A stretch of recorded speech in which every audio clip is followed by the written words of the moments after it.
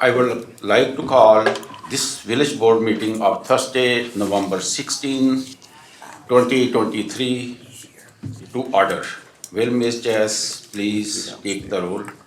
President Coker? Yes. Trustee Schmidt? Here. Trustee Siddiqui? Here. Trustee Light? Here.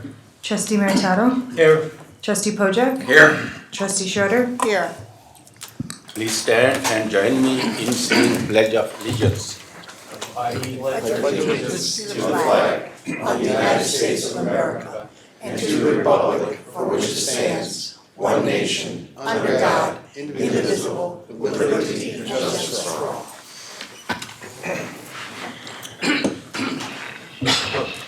I'm opening the public hearing by the Mayor and Board of Trustees for the purpose of discussing the annual tax levy, assessment and collection of taxes for the fiscal year beginning May 1st, 2023 and ending April 30th, 2024.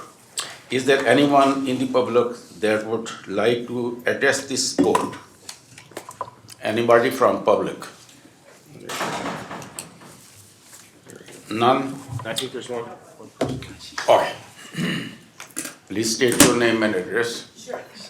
Cheryl Frong, 115 Fullerton Avenue. Just a quick question. I know you said our taxes are not getting raised. Do you know any about amount what the school boards are going to be raising them? Will you have to wait till, all right, and They say with the don't county? have to report to us, so. No kidding. That's ridiculous. All right, thanks, guys. Anybody else from public? None? Is there a motion to close the public discussing, Public hearing? public hearing? Trustee Schmidt, So moved. and I saw a hand over here. Okay, Trustee Light. Second. Discussion? None? Roll call vote, please.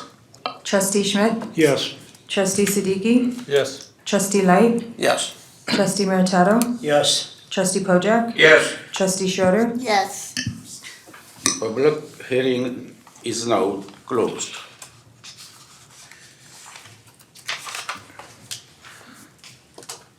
Is there a motion to accept the annual tax levy assessment and collection of taxes for the fiscal year beginning May 1st, 2023 and ending April 30th, 2024?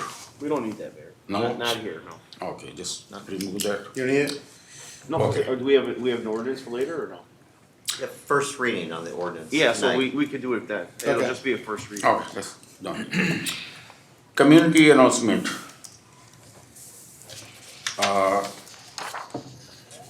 You will have a copy of, okay, Trustee Schmidt, please. We would like to remind residents that per village code, do not rake or move leaves or yard waste onto village streets. This will help ensure our streets are clean and clear of any debris for safe driving. Yard waste collection occurs on the same day as regular waste and recycling pickup.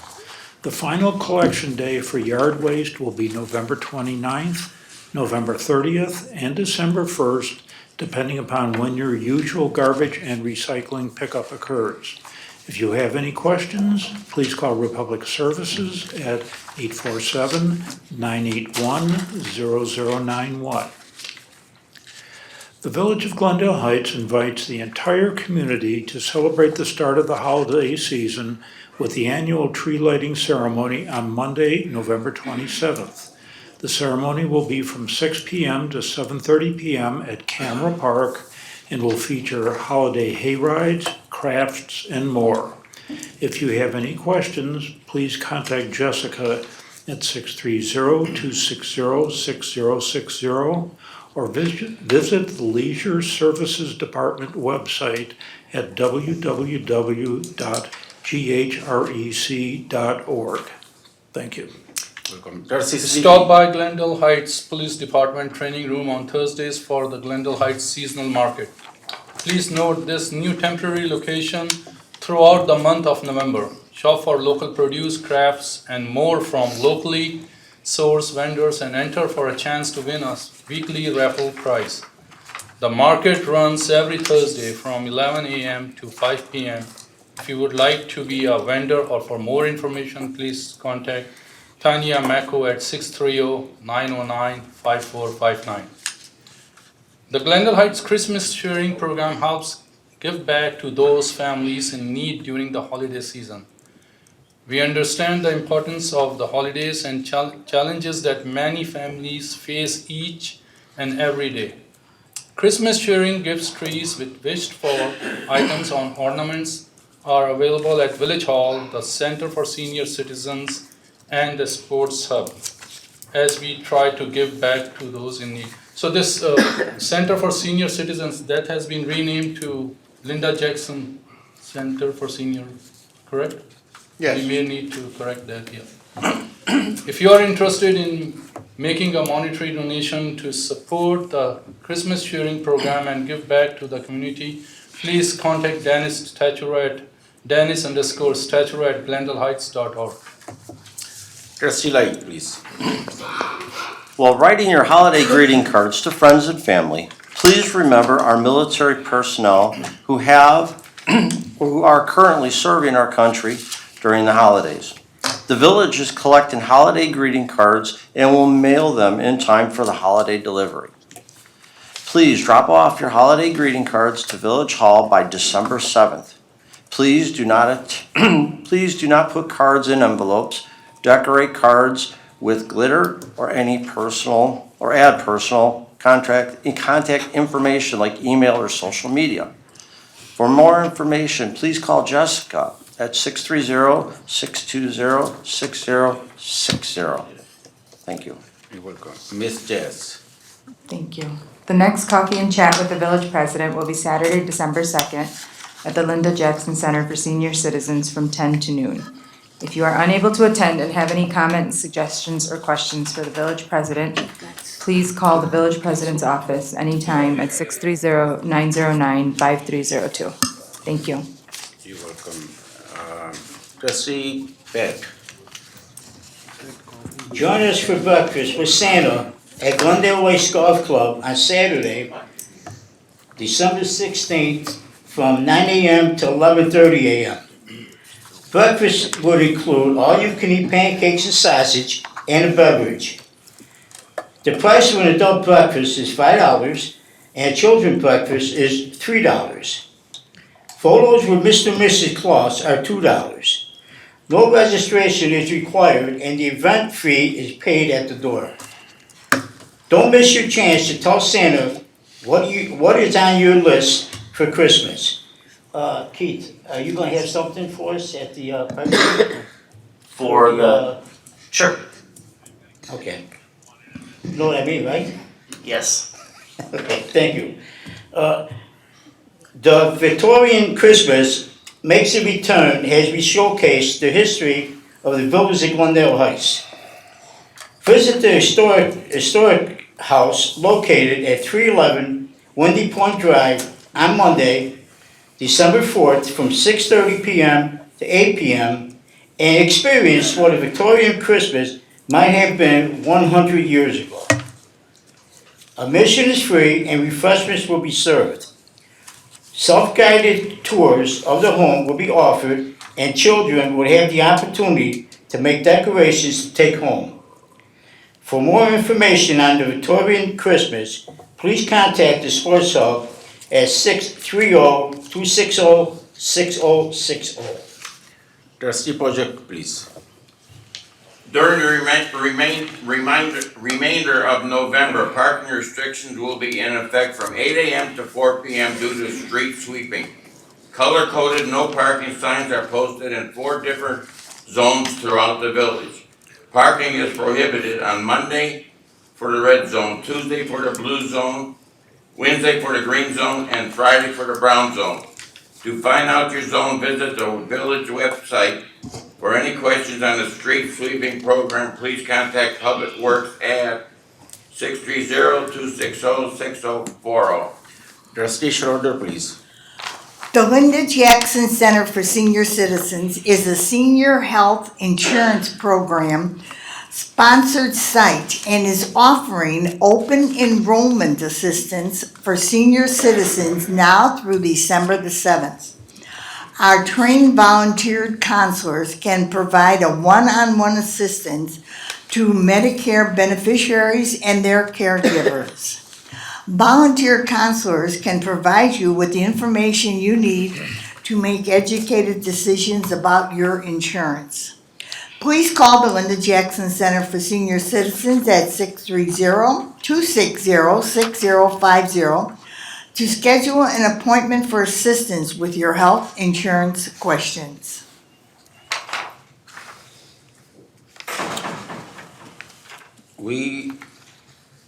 Number 2, a call for a special village board meeting by the mayor and board of trustees on Thursday, December 7, 2023 at 6:30 p.m. to discuss and approve fiscal year 2023/2024 mid-year budget. We have the following proclamations. A proclamation to proclaim the 554th birth anniversary of the first Sikh Guru, Guru Nanak Sahib. Number 4, a proclamation to proclaim November 25, 2023 as Small Business Saturday. If there are no objections, I will sign these proclamations. Any objection? None. Number 5, presentation of the draft 2023 Annual Comprehensive Financial Report by Christine Torres of Grove LLP. Yes, ma'am.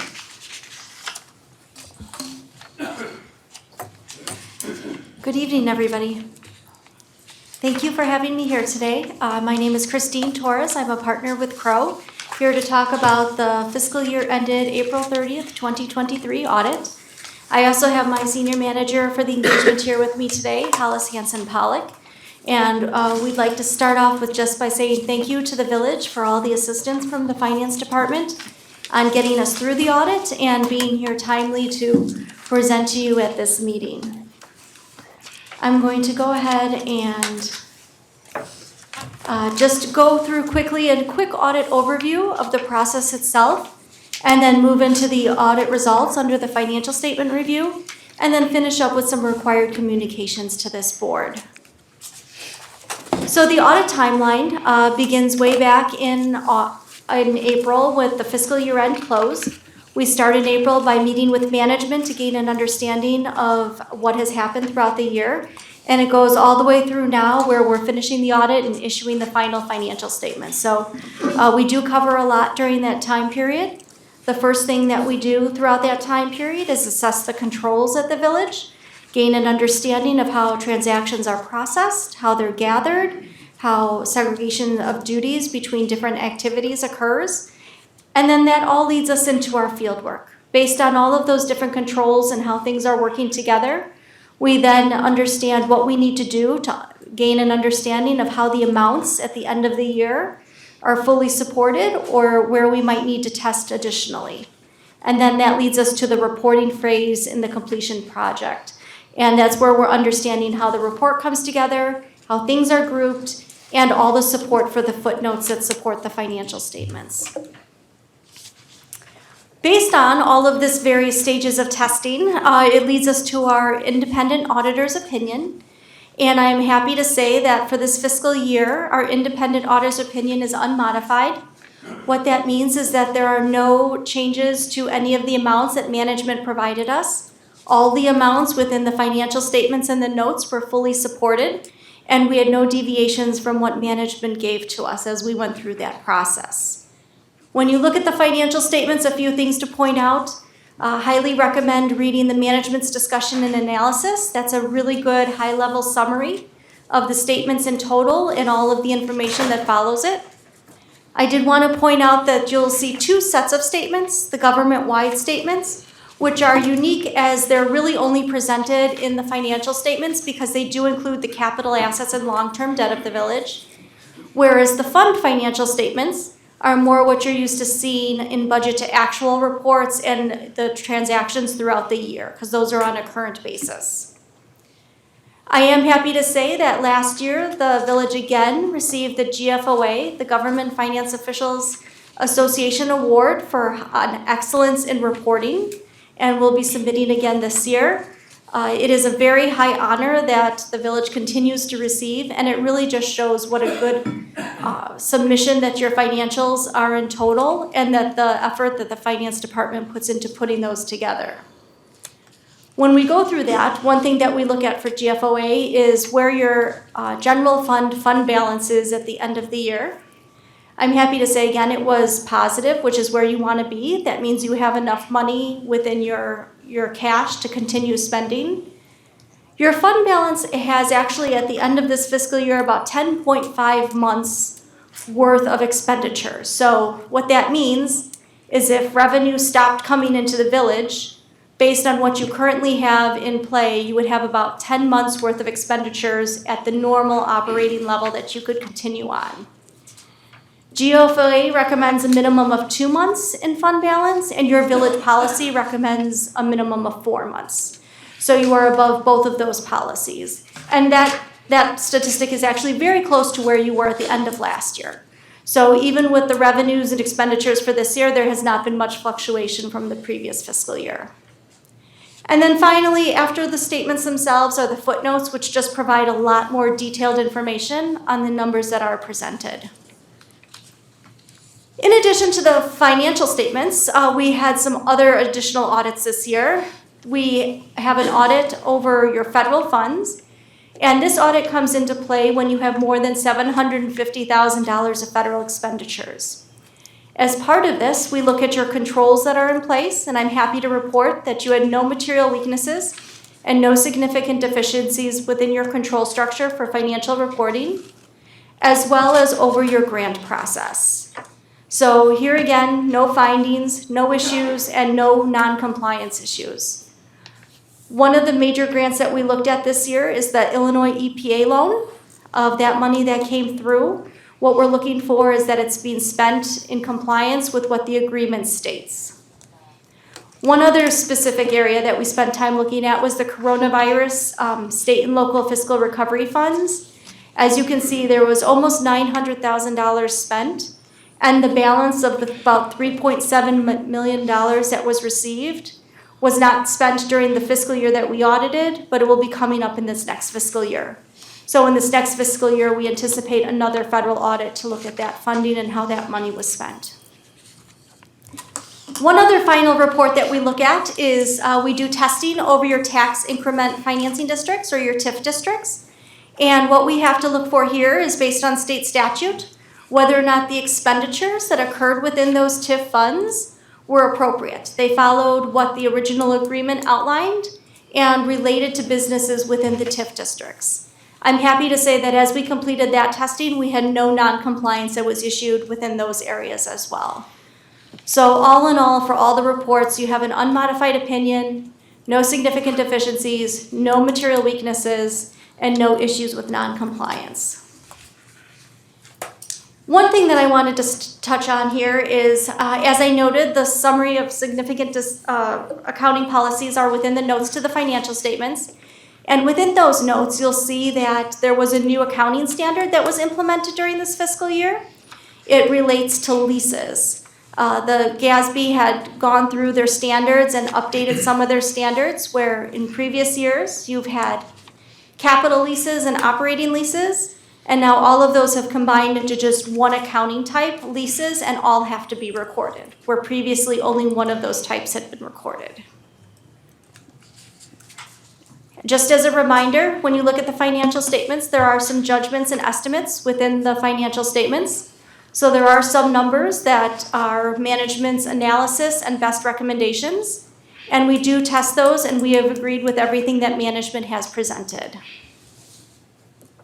I'm happy to report there were no corrected misstatements. Here again, if there had been any issues, any adjustments to the amounts that management had provided us, that would have been a corrected misstatement that the auditors had identified, and we had none during this fiscal year.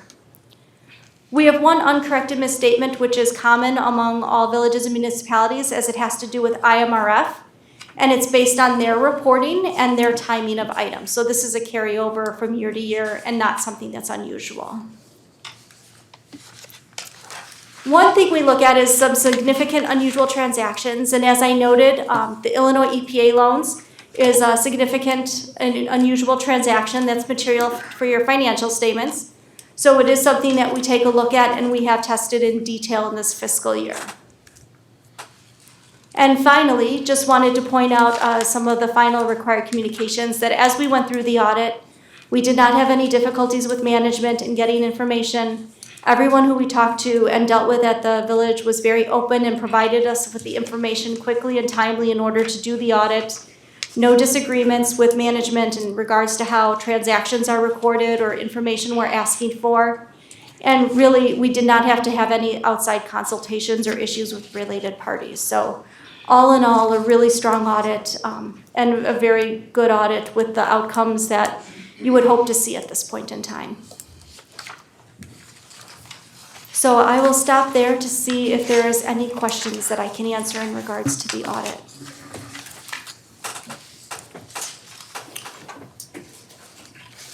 I do have one. No question, thank you. Yes, go ahead, Pat. How did this affect our leasing program? This actually doesn't affect your leasing program at all.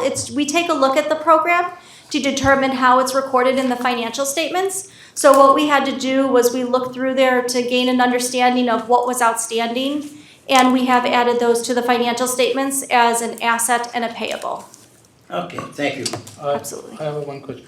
Do you guys have any grading system, like, how we do, like A, B, C, D, or anything Yeah. like? So there's no specific, like excellent or medium, that type of system.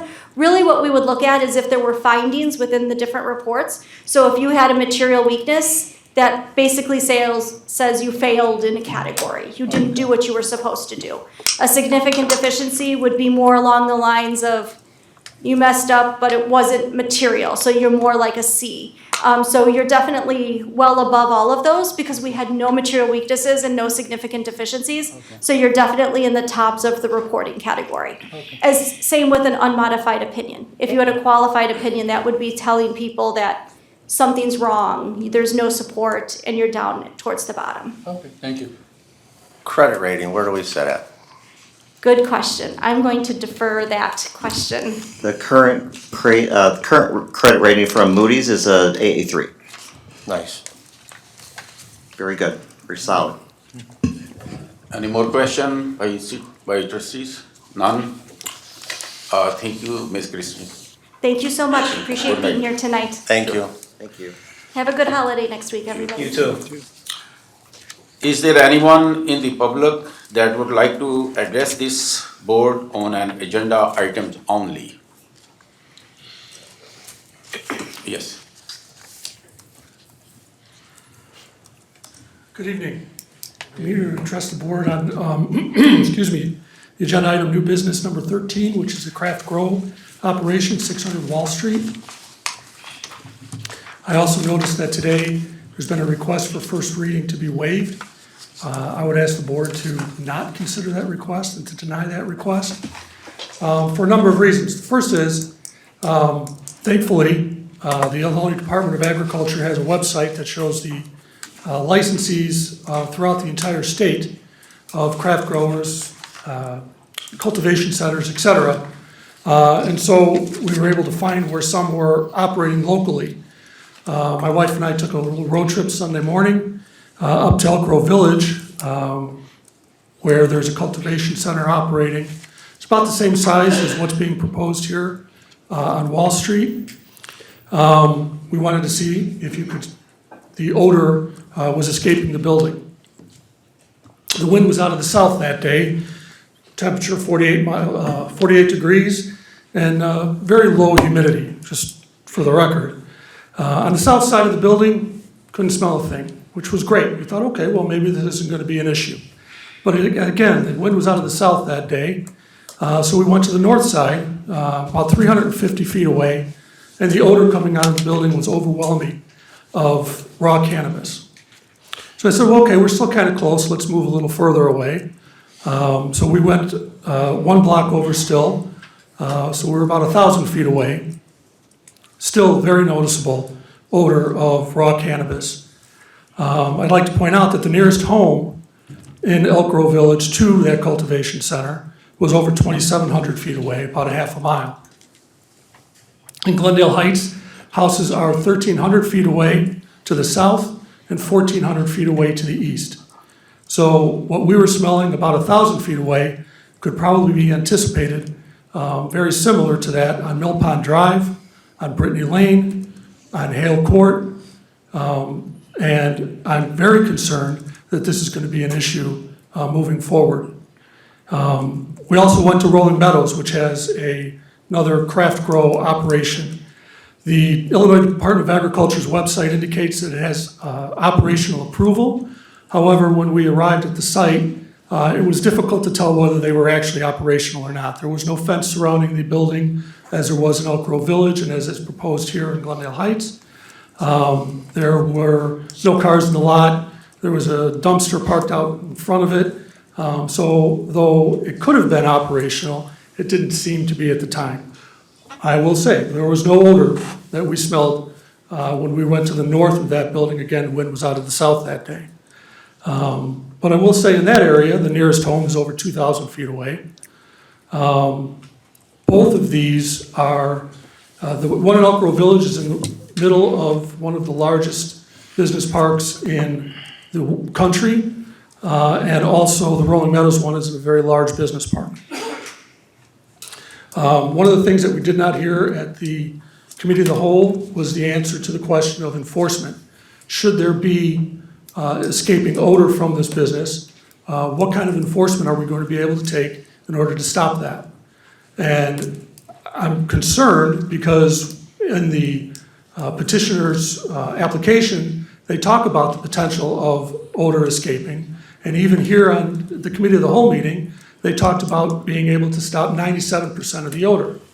Well, as soon as we start breaking it down into 97%, how can we prove that only 3% of the odor is escaping? Or that 97% of the odor is being contained as soon as neighbors start to complain about odor escaping from the building? I think enforcement is going to be very difficult on that. And so therefore, if you do not deny the request to waive first reading, I would request that you deny the petitioner's application. Thank you. Mr. Maron, for the record, you have to mention your name and address, please. Oh, I'm sorry. Michael Maron, I know you, 1900 block of President Street. Thank you. And next.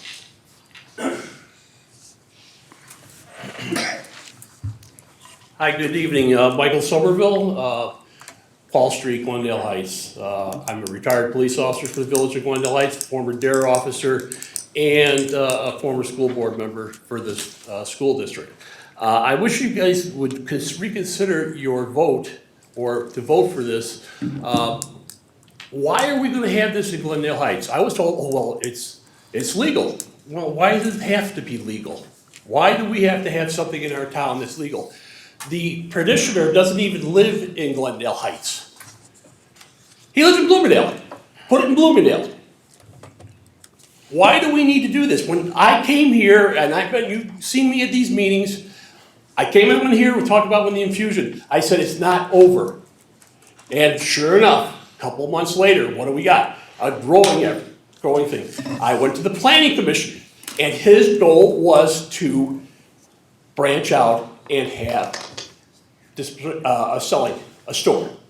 Now, maybe in Glendale Heights, maybe somewhere else, but again, why do we need to have this? There is so much problem in this world dealing with mental illness and drug use.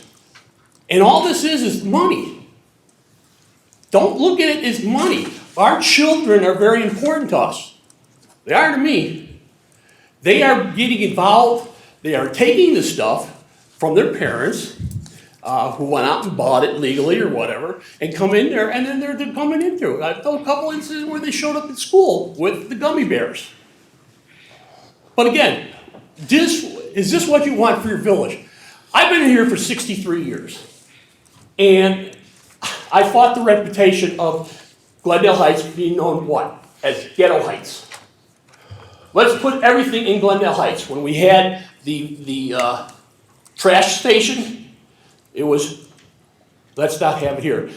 Again, I know I didn't always agree with Linda Jackson. I was a DARE officer, and I really feel that after 9 years of going out there and telling people about drugs, it is a gateway drug. I don't care what anybody says. The petitioner says, well, no one ever dies. Well, people do overdose, okay? Families are ruined. And I know I've got 3 minutes, Peter, yes. And again, I get it, I feel it, that's a problem, but I want you to reconsider and look at this and deny this. And I kind of think, I'm reading some of the things, I know at least I got 2 votes for no. Or 3 votes. And Mayor, you'll be the deciding vote. Do we want this in our town? Do we want to be known of growing cannabis in Glendale Heights when there's other towns, Elk Grove Village, Rolling Meadows? You look around. We don't need it in our town. We don't need marijuana. Thank you. Thanks. Yes, there was someone over here. Yes, please.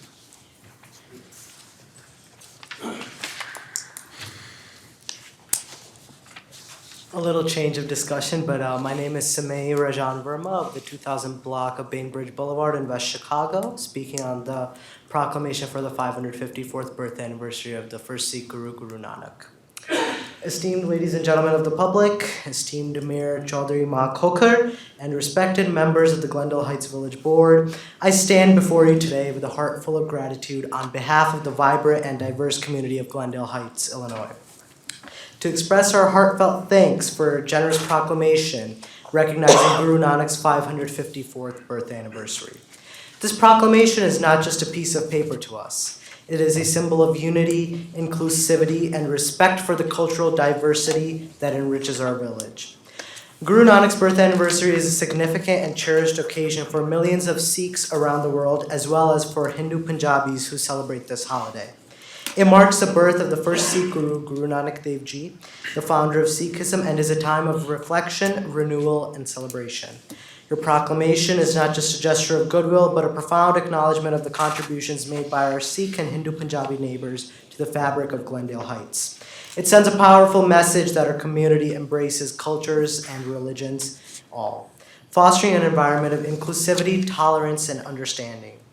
The timing of this proclamation holds special significance as it comes at a time when the world seeks connections and understanding more than ever. By recognizing Guru Nanak's birth anniversary, you're opening a door to understanding, respect, and collaboration within our village. Guru Nanak's teachings emphasize the oneness of humanity, equality, and the importance of selfless service. Your proclamation reflects the spirit of these teachings and reinforces the values of unity and harmony within our community. May the celebration of Guru Nanak's birth anniversary illuminate our hearts and minds with the joy of togetherness, and it may guide Glendale Heights towards a future filled with mutual respect and understanding. Thank you, Mayor Chaudhry Ma Khokar, the Village Board, and the public for this thoughtful gesture and for making Glendale Heights, Illinois, a place that everyone is proud to call home. Thank you. Thank you. Welcome. Yeah, very nice. Anybody else? Yes.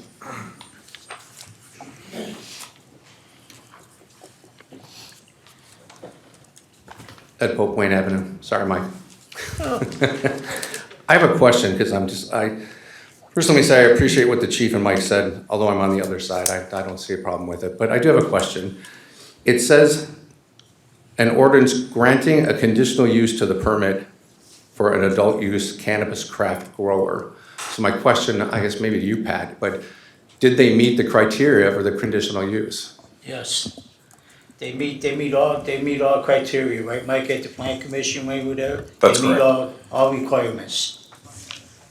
So there really isn't a question then. I mean, if they meet the criteria, what's the choice here then? No. We don't Be have sued. any option then, the board has a choice in how they vote, but they do meet all the criteria to operate in this location in Glendale Heights. So they passed the plan commission, and the motion is to approve this at board level, but they did meet the criteria at plan commission. Correct. Okay, thank you. Anybody else? None. This is done. You have the consent agenda before you. Would acting village administrator Doug Flint please read the consent agenda? Thank you, Mayor. You are- 1, approval of the regular board meeting minutes of November 2nd, 2023. 2, approval of the committee of the whole meeting minutes of November 2nd, 2023. 3, approval of the accounts payable listing of November 16th, 2023 in the amount of $4,615,770.62. 4, an ordinance excluding the Village of Glendale Heights as a municipal employer from coverage under the Paid Leave for Workers Act and amending the village code to require a form of paid leave for village employees. 5, a resolution to approve and authorize the execution of an agreement by and between Employer Claim Service Incorporated and the Village of Glendale Heights. 6, a resolution authorizing the purchase of bulk rock salt for use within the Village of Glendale Heights. 7, a resolution to approve and authorize the execution of an agreement between the Village of Glendale Heights, Illinois and Christopher B. Burke Engineering for the furnishing professional construction observation services for the West Fullerton Avenue Surface Transportation Program project. 8, resolution to adopt the 2023 DuPage County Natural Hazard Mitigation Plan. 9, resolution to approve the application for outdoor pyrotechnic display permit for the 2023 Glendale Heights Christmas tree lighting ceremony. 10, a resolution accepting the proposal of Best Quality Facility Services, LLC, DBA Best Quality Cleaning for Janitorial Services for the Center for Senior Citizens, the Sports Hub, Glendale Lakes Golf Course Clubhouse. 11, resolution to approve and authorize the execution of change order number 1 to the agreement between the Village of Glendale Heights, Illinois, Christopher B. Burke Engineering for the furnishing professional construction observation engineering services for the Norton Avenue and East Schubert Avenue water main replacement project. 12, a motion to approve 2024 summer seasonal pay plan. 13, a motion to approve pay request number 2 to J.A. Johnson Paving Company for the 2023 MFT road program, total amount not to exceed $2,277,400.19. 14, a motion to approve pay request number 1 to Evans and Son Blacktop Incorporated for the Seams Park Path and Parking Lot Improvement Project, total amount not to exceed $87,863.17. 15, a motion to approve pay request number 3 to IHC Construction Companies, LLC for the wastewater treatment plant phosphorus removal upgrade project, total amount not to exceed $552,502.63. 16, a motion to approve pay request number 1 to Morrow Sewer Construction Incorporated for the James Court Storm Sewer Improvement Project, total amount not to exceed $279,658.66. 17, motion to approve pay request number 1 to Construction Inc. for the Senior Center Improvement Project, total amount not to exceed $34,877.25. 18 is approval of consent items. Is there a motion to approve the consent agenda? Trustee Schmidt, I move that the board approve the consent agenda as presented. Trustee Light, Second. discussion? None. Roll call vote, please. Trustee Siddiqui? Yes. Trustee Light? Yes. Trustee Meritato? Yes. Trustee Pojek? Yes. Trustee Schroeder. Yes. Trustee Schmidt? Yes. Consent agenda is approved. Old business, there is none. New business. Number 1, motion to waive first reading on new business item 13, 14, and 15. Is there a motion to waive first reading on new business item 13, 14, and 15? Trustee Light. So moved. Trustee Schmidt. Second. Discussion. Yeah, I wanna take this number 13 from the first reading off, so we can discuss this more. So can I present the motion for that? or- There's a motion pending to approve waiving first reading. Okay. So that would have to fail first. Okay, So we have a second. Any more discussion? It would be a roll call vote. None. Pat, did you have something? go ahead. A roll call vote, please. Trustee Light? Yes. Trustee Meritato? Yes. Trustee Pojek? Yes. Trustee Schroeder. Yes. Trustee Schmidt? Yes. Trustee Siddiqui? no, The motion to waive first reading on new business items 13, 14, and 15 are approved. Number 2, workers' compensation direction to proceed. Mr. Flint. Thank you, Mayor. As you know, every time this year, we come back to the board with our latest workman's comp packages. And this year, our broker, Ryan Mesereau, Leah Kozad, Leah's been here every year to discuss our insurance packages. We went back out to market. If you remember, last year, we switched carriers to ICRMT. ICRMT is a conglomerate of municipalities that enter into a risk management pool. And we reduced our out-of-pocket liability from $500,000 to $300,000 for self-insured. We had 2 major claims this year in workman's comp, and that saved us $200,000. Went back out to market for our workman's comp this year. ICRMT came in at the lowest, again, our current carrier. However, there is a 8.79% increase in the cost of our workman's comp insurance moving forward. 2022, 2023, our workman's comp cost was $136,227. 2022, 2023, 24, our workman's comp cost is $148,199, about a $12,000 increase, so about 9%, which really is out of the norm for where we're coming in with every product. We're coming in today at 7, 8, 10%. So I'm looking for the board's authority to move forward with this and get into an agreement with ICRMT for our workman's comp coverage and to bring that back to the board in December. Go for it. If there's any objections, then I would move the objection. Okay. So you can proceed, you know. Thank you.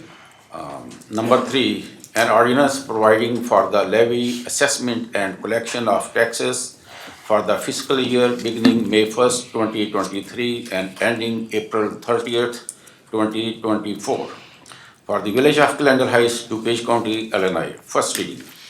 Number 4, an ordinance for the levy and assessment of taxes for the fiscal year beginning May 1st, 2023 and ending April 30th, 2024 in and for the village of Glendale Heights Special Services Area Number 1, Glendale Lakes Business Park. First reading. Number 5, an ordinance for the levy and assessment of taxes for the fiscal year beginning May 1st, 2023 and ending April 30th, 2024 in and for the village of Glendale Heights Special Service Area Number 2, Glendale Industrial Park. First reading. Number 6, an ordinance for the levy and assessment of taxes for the fiscal year beginning May 1st, 2023 and ending April 30th, 2024 in and for the village of Glendale Heights Special Service Area Number 3, Highgrove East Industrial Park. First reading. Number 7, an ordinance for the levy and assessment of taxes for the fiscal year beginning May 1st, 2023 and ending April 30th, 2024 in and for the village of Glendale Heights Special Service Area Number 4, Highgrove West Industrial Park. First reading. Number 8, an ordinance for the levy and assessment of taxes for the fiscal year beginning May 1st, 2023 and ending April 30th, 2024 in and for the village of Glendale Heights Special Service Area Number 5, Glen Point Business Park. First reading. Number 9, an ordinance for the levy and assessment of taxes for the fiscal year beginning May 1st, 2023 and ending April 30th, 2024 in and for the village of Glendale Heights Special Service Area Number 6, Polo Club High Industrial Park. First reading.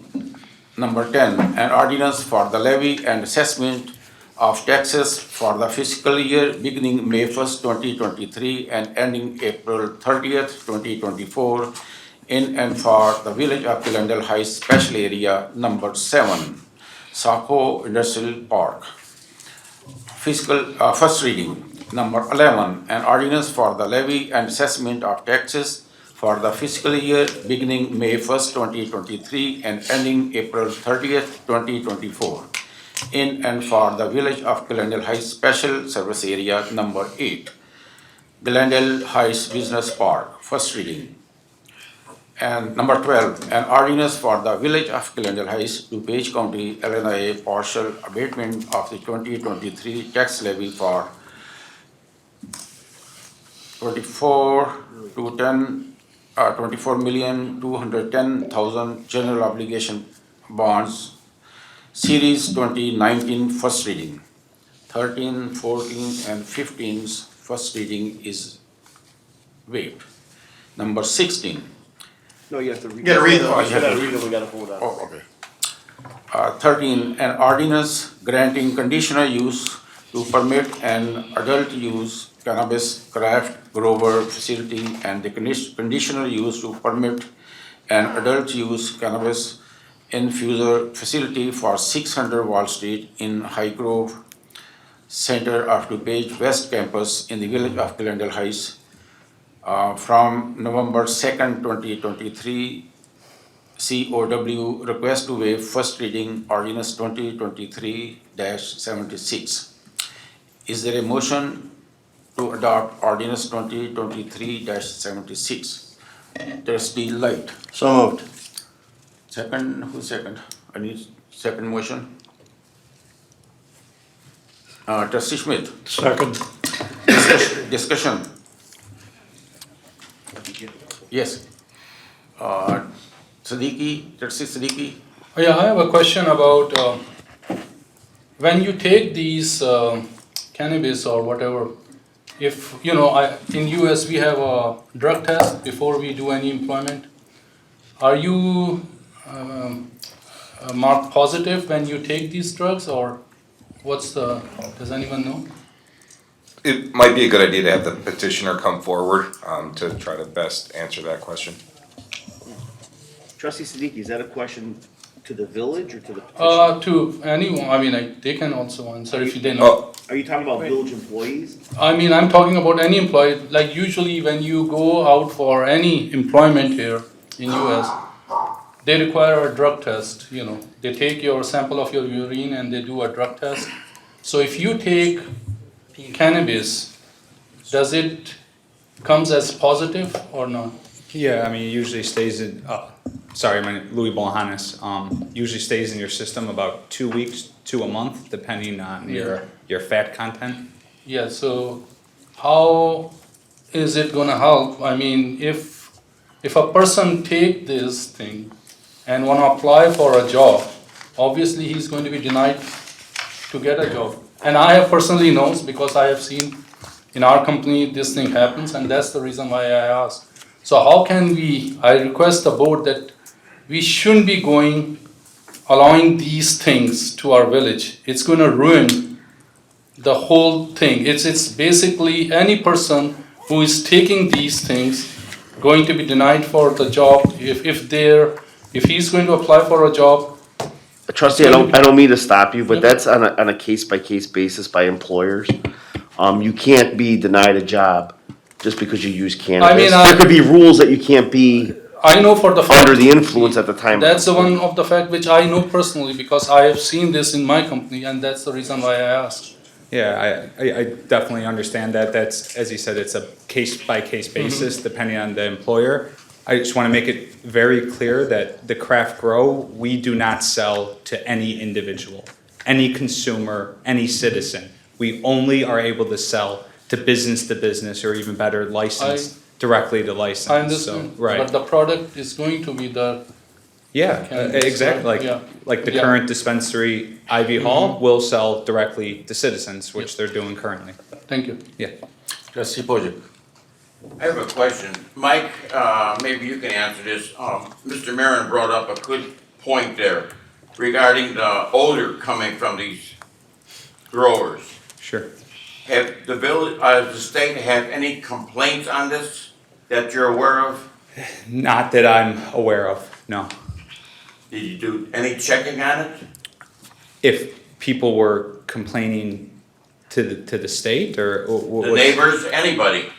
Chester, if I could just ask, are you talking about this particular facility or odor in general at any For the any three facilities that Mr. Marin brought up. Sure, I can speak on one of them that I know, the one in Elk Grove, I know is a, not a craft grow, it's an actual cultivation center, which the difference there, we're 5,000 square foot of canopy, they're upwards to 150,000 square foot of canopy. So that's different bylaws, different regulations compared to the license that we have. Have you heard of any complaint from any resident throughout the state of Illinois? No, I haven't heard, no. You don't know what the repercussions would be? I don't know. All right, thank you. Trustee Schmidt, please. Yes, Mike, we are granting them a conditional use permit. Correct. Part of that conditional use is the reduction of odor or non-detection of odor outside of the facility itself. If that becomes a problem, do we have the legal right to revoke that conditional use permit? There's layers to that. So their conditional use is predicated upon what they're representing to us their business is going to be. And a part of that representation has been this 97% reduction of odor. From an enforcement standpoint or code enforcement standpoint, I think that falls into the nuisance category. And that's something that I would work with Chief Pappas on to see if it met those conditions, and we would try to work with them to try to rectify that to the greatest ability they can. With respect to revoking any kind of license, I do believe that would require a meeting by the president. Is that correct? It's a hearing. It's a hearing, okay. So that would be another step beyond enforcement, that it would be on the table for us, and correct me if I'm wrong, but I believe that would be a penultimate action as a possibility. If there was a request to revoke it, correct, they would be entitled to due process, a hearing, and then a decision. Okay, but there would be a mechanism to rectify a non-compliance. Correct. Okay, thank you. Anybody else? Roll call vote, please. Trustee Pojek?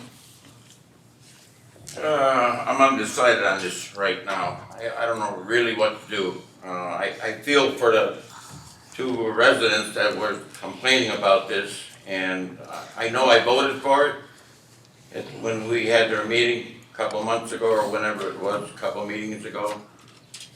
And everybody knows me, I'm against video gaming and cannabis. Ivy Hall and all that. I brought up in a different generation. We didn't have any of that crap. Now we got it all over this friggin' world. So, I'm gonna say no. Trustee Schroeder? No. Trustee Schmidt? Yes. Trustee Siddiqui? No. Trustee Light? Yes. Trustee Meritato? Yes. President Coker? Yes. All right, it passes. There was a tie vote, so the mayor gets the vote because it's a tie vote, and he voted in favor, so the ordinance will pass.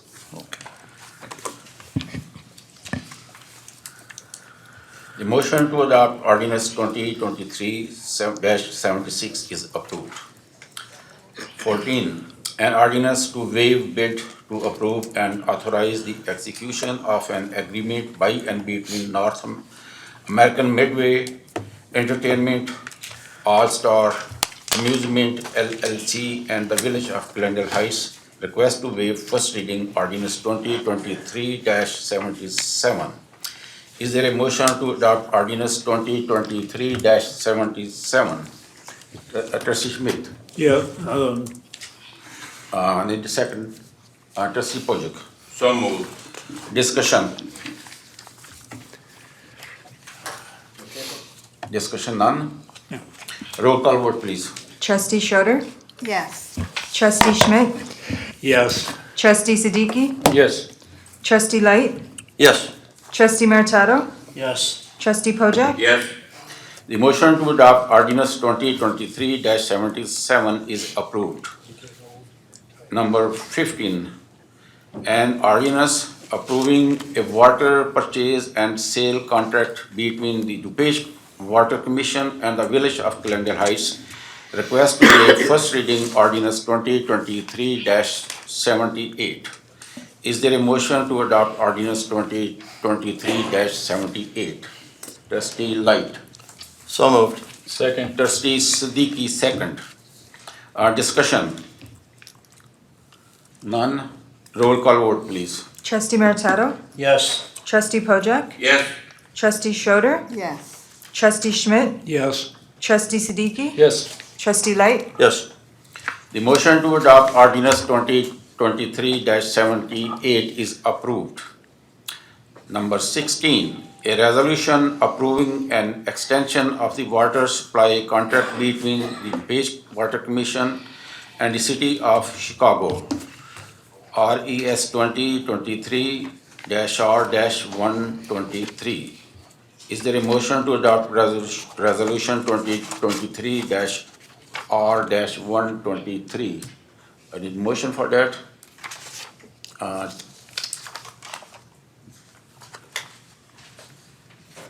Trustee Light. So moved. Second. Second. Trustee Siddiqui, second. Discussion. None. Roll call vote, please. Trustee Schmidt? Yes. Trustee Siddiqui? Yes. Trustee Light? Yes.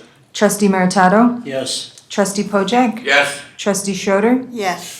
The motion to adopt resolution 2023-R-23 is approved. 17, a resolution appointing members to the Property Enhancement Committee for the Village of Glendale Heights, RES 2023-R-124. Is there a motion to adopt resolution 2023-R-124? So moved. Second, Trustee Light. Discussion. Roll call vote, please. Pat has discussion. Pat, go ahead. I just want to say one thing, these next 5 resolutions are residents that we put on on our committees. What I did is I sat down with Doug and we figured out the residents that we wanted to put on these committees. Then I ran them by the board, all the names. The board agreed to them. And this is where we stand tonight. I just want to say that all these residents, I trust that they don't do a great job on these committees. And they're going to help us with their input to make sure that we keep the village moving forward. Trustees Light. I just want to say how happy I was to get this note from Pat that, that the trustees have spent the time to look into this and take care of this action to get this done. It's been a long time overdue. Sorry it's taken this long, but we will continue to move forward with the village and make things happen. I'm also appointed to one of these committees and I'm really excited by that. So that's all I got. Doug, just for clarification, 17 through 21 are their ad hoc committees, correct? Yes. Okay. So it's the board and the mayor voting jointly, so everybody gets a vote. Correct. No, I'm not voting. You don't have to vote, but you do get a vote. So my question is, are we going to put the names tonight, or you're going to tell the names? for The names are in the resolutions themselves, Okay, so they're in the documents. they are in the documents, okay. Yes. All I gotta say is I approve to all the appointments. I think this village is moving in the right direction, finally. Thank you, Pat. Yeah, just wanna say thanks to Pat for taking this on a priority basis and moving forward with this, so agreed with the board. Anybody else? Okay, the motion, roll call vote, please. Trustee Siddiqui? Yes. Trustee Light? Yes. Trustee Meritato? Yes. Trustee Pojek? Yes. Trustee Schroeder? Yes. Trustee Schmidt? Yes. President Coker? Abstain.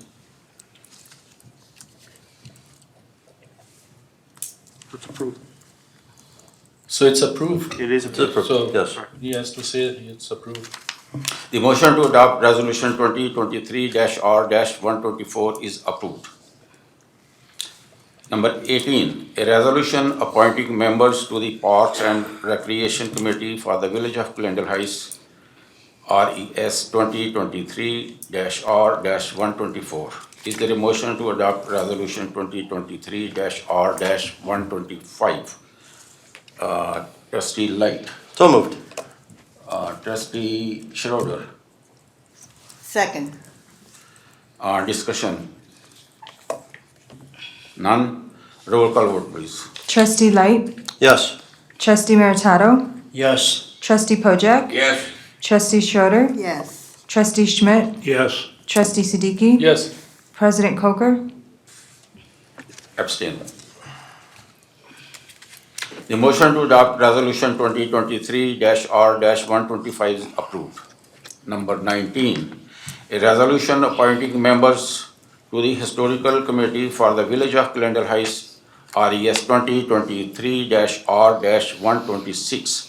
Is there a motion to adopt resolution 2023-R-126? So moved. Trustee Siddiqui, second, who's second? Second. Pat, Trustee Pat. Discussion, Light, yes.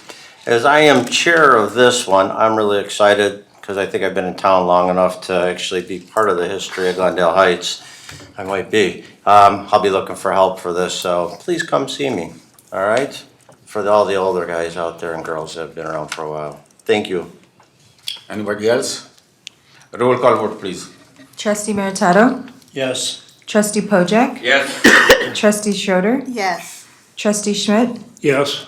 Trustee Siddiqui, Yes. Trustee Light, Yes. President Coker. Abstain. The motion to adopt resolution 2023-R-126 is approved. 20th, a resolution appointing members of the Glendale Lake Golf Club Committee for the Village of Glendale Heights, RES 2023-R-127. Is there a motion to adopt resolution 2023-R-127? I need a motion for that. Trustee Light. So moved. Pat. Second. Second, Trustee Pat. Discussion. Roll call vote, please. Trustee Pojek, Yes. Trustee Schroeder, Yes. Trustee Schmidt, Yes. Trustee Siddiqui, Yes. Trustee Light, Yes. Trustee Meritato, Yes. President Coker. Abstain. The motion to adopt resolution 2023-R-127 is approved. 21. A resolution appointing members to the Founder's Day Committee for the Village of Glendale Heights, RES 2023-R-128. Is there a motion to adopt resolution 2023-R-128? Trustee Light. So moved. Who's second? Second. Trustee Pat. Discussion. None. Roll call vote, please. Trustee Schroeder, Yes. Trustee Schmidt, Yes. Trustee Siddiqui, Yes. Trustee Light, Yes. Trustee Meritato, Yes. Trustee Pojek, Yes. President Coker. Abstain. The motion to adopt resolution 2023-R-128 is approved. 22, a resolution appointing a police commissioner to the Board of Police Commissioners for the Village of Glendale Heights, Illinois, RES 2023-R-129. Is there a motion to adopt resolution 2023-R-123? Trustee Light. So moved. Trustee Schmidt. Second. Discussion. Roll call vote, please. Trustee Schmidt, Yes. Trustee Siddiqui, Yes. Trustee Light, Yes. Trustee Meritato, Yes. Trustee Pojek, Yes. Trustee Schroeder, Yes. President Coker. Yes. The motion to adopt resolution 2023-R-129 is approved. If we could just correct that for 1 second on that last one, it's the mayor's appointment. He doesn't vote on it because it's actually commission, so we'll strike his vote, but it still passes 6-0. You just don't vote on that one. Oh, last one? Yeah, on the last one for the police commission, Yeah. you do not vote. You do the appointment, and it was Okay. approved. So it's just 6-0. Okay, correct.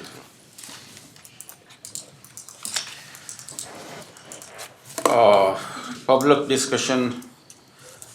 We now go to public discussion of agenda items. Is there anyone in the public that would like to address this board meeting on agenda items only? Hi, Mike Somerville, Glendale Heights, Paul Avenue. I'm a little confused on the resolution. What's the difference between the mayor's appointment and the resolutions that you passed today? Other resolutions, Yes. there's other appointments. So why wasn't this done several months ago? I can't answer that question. Okay, I couldn't tell you. I can answer that question for you. We gave the mayor many, many times to do the right thing. And it failed.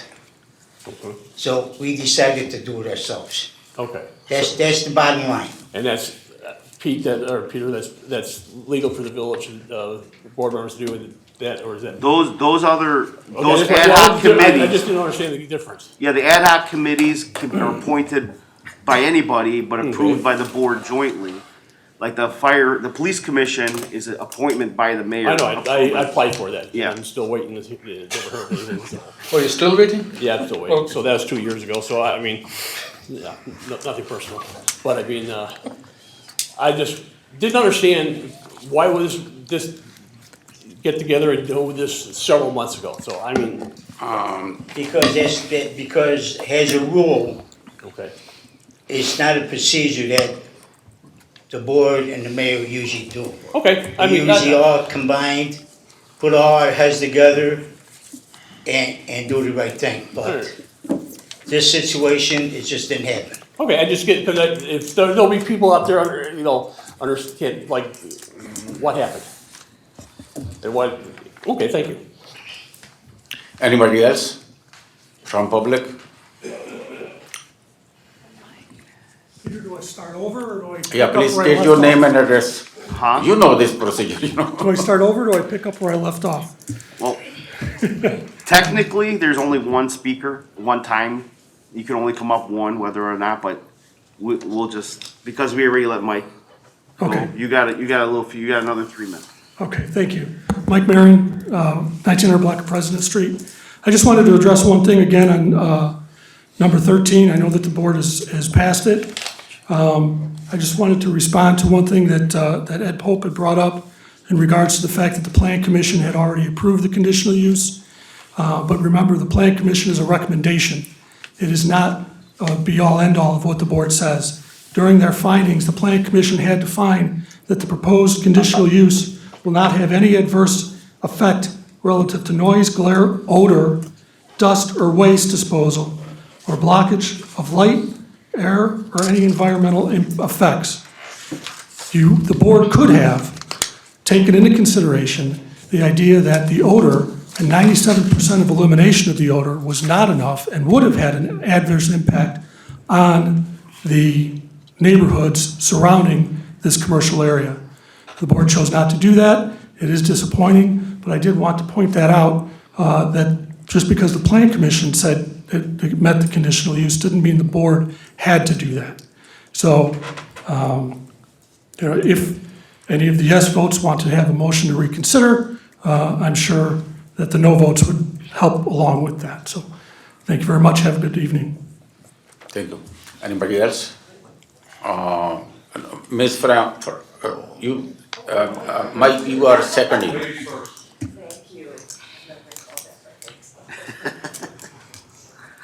Hi, Cheryl Fraun, Fullerton Avenue. I want to start off by saying thank you, Ed Pope, for last week getting the board to finally get these appointments done. I was honored to get the call that I'm going to be appointed to the golf course, so I want to say thank you very much. I'll try to do my best. Secondly, thank you, Deputy Mayor Pat Maritato, for 2.5 years wait, and we finally got all of the committees filled. I've got this right. And if it wasn't for Pat and you trustees for stepping out, we would still all be waiting to get the committees filled. So I just wanted to say thank you, and it's gonna be an honor to work at the golf course. Anybody else from public? Yes, Ms. Mike. Michael Ontiveros, Glendale Heights. I actually want to say again, reiterate and ditto, congratulations on getting things done. Mr. Meritato, my special thanks to you. In the 2 years plus that I've been here at this podium, I'm finally seeing progress for the first time. I look forward to working with all of you on the various committees that I've been appointed to, and hopefully there'll be others that I'll be allowed to participate in. But I'm very, very proud of this board, and also happy Thanksgiving. I just want to say one thing, Mike. I'm not a kingmaker. I mean, you know, there's 5 other board members here that all agree. I mean, that's what it's all about. If you don't, you have to agree to get things done. So, I mean, it's not only me, it's the rest of the board here, so. I think, you know, I think again, reiterating to you just for the initiation of it, but more importantly also as a whole, things are getting done. And it just goes to show that when you have 5 out of the 6 and things can happen without an individual present, maybe that's where we ought to go moving forward. Anybody else from public?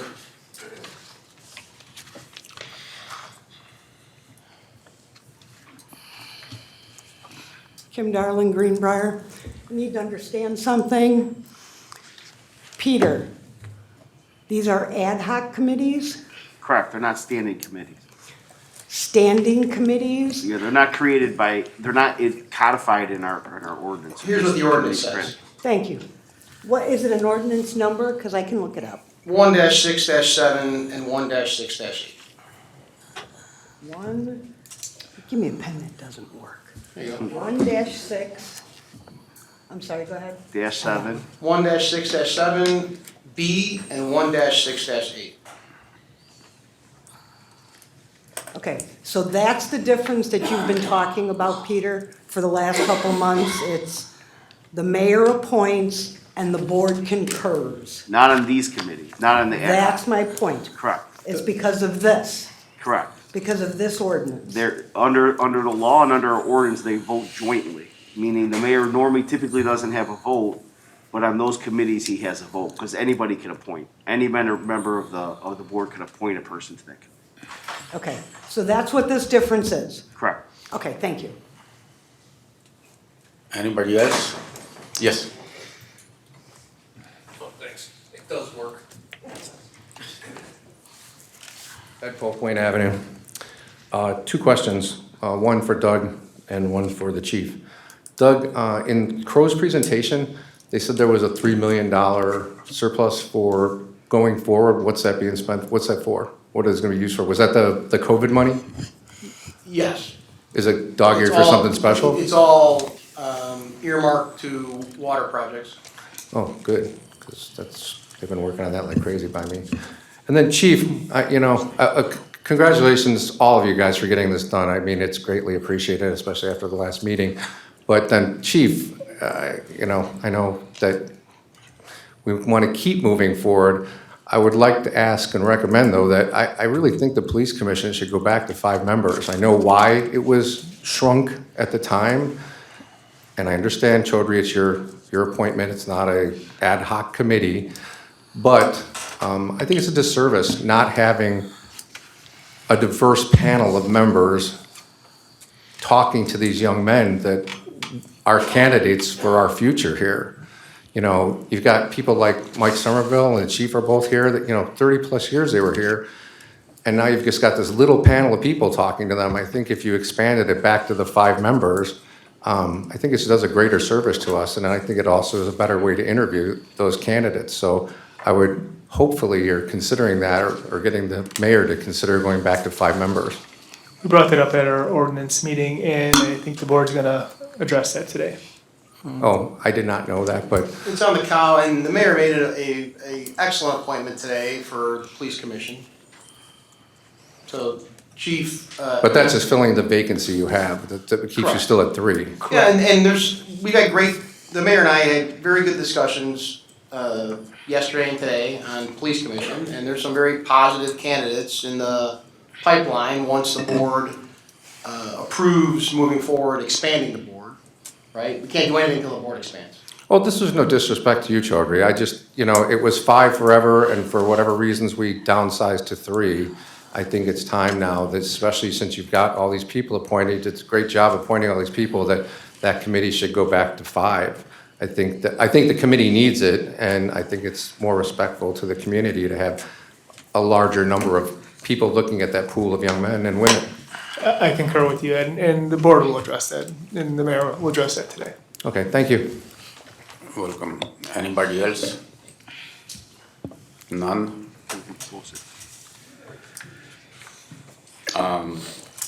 Executive session. There is none.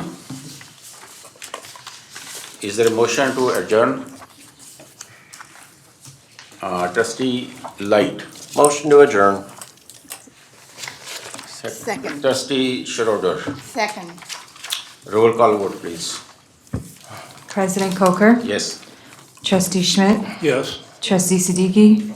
Yes. Trustee Light? Yes. Trustee Meritato? Yes. Trustee Pojek? Yes. Trustee Schroeder? Yes. This meeting is adjourned. Trustee Schmidt, you have the committee of the whole meeting. I'd like to call the committee of the whole meeting of Thursday, November 16th, 2023 to order. Will Ms. Jazz please note who is present? So noted. Thank you. Does anyone have any additions or deletions? Okay. Public comment on committee recommendations. Is there anyone in the public that wishes to address this board? On a recommendation only. There'll be another public comment. This is only for a recommendation. Okay. Does anybody on the board have anything they want to add to the agenda? Okay. Committee recommendations. The ordinance committee recommendation is recommending to amend the number of members within the planning and zoning and police commissions and ordinance committee, create a permanent vehicle sticker for senior citizens, form a 501c3, and restrict time frame for elected officials to submit stipend payments. Is there a motion to amend the Planning and Zoning Commission members from 5 to 7 and move to the board with a recommendation to concur? Trustee Siddiqui? So moved. Is there a second? Second. Trustee Light? Okay, any discussion? I would just reiterate the same comments I made at the ordinance committee. Prior to expanding it, it's my recommendation that the board have an agreement on who's going to be approved. Plan commission. Not the plan commission. We're on plan commission. Oh, is it on plan commission? Okay, never mind. Never mind. Okay. The roll call vote, please. Trustee Siddiqui? Yes. Trustee Light? Yes. Trustee Meritato? Yes. Trustee Pojek? Yes. Trustee Schroeder? Yes. Trustee Schmidt? Yes. President Coker? What was that? The one from last week about reducing the planning and zoning from 5 to 3 people and the police commission from 3 to 5 and a forever sticker and the 5. It's only one vote right now. Right now, it's Yes. just a paper. Just one. Oh, it's one at a time? It's just one at a time. Plan commission. Oh, I'm sorry. Right now, we're So just we doing have plan to commission. redo it, right? Are you voting yes? No. It's Yeah, reducing the plan. but- Yeah. Yes, she has to call one, Yeah, oh, yeah. I thought you just called the mayor. No? I did, but I think I explained all of them to him and he's saying that we're voting on one at a time, Yeah, so we're I voting. have to redo it. Okay, yeah, just one at a time. Okay, is there a motion to amend the police commission members from 3 to 5 and move to the board with a recommendation to concur? Trustee Meritato? So moved. Trustee Light? So moved. I'm sorry, second. My bad. Okay, any discussion? This is where my comment is. It's perfectly fine to go from 3 to 5, but that can only be done if there's an agreement on who is going to fill those spots. Correct. Because if we increase it from 3 to 5, but we can't fill the spots, now we're gonna have a quorum issue, and they're not gonna be able to meet, and we're gonna be in the same issue that we were before, the same predicament. So I would recommend that action be taken simultaneously on approving the increase in number and approving the appointments. I One think we have can't pass consensus. the other. Okay. We- We are not agreed on appointment, yet. No, but I Yes, think we have number. consensus. Yeah. Okay. So, Mayor, I think we're pretty close. I'm close but not final. No, yeah, but we're pretty close. Yeah, okay, yeah. So, 3 to 5. so what are you saying, Peter, that we have to appoint both of them? The same thing that I said at the ordinance committee, that it's okay to go 3 to 5, but we should pass everything at the same time. When we pass 3 to 5, we need to have the names in place to make the additional ones upon passage of it, of increasing the board.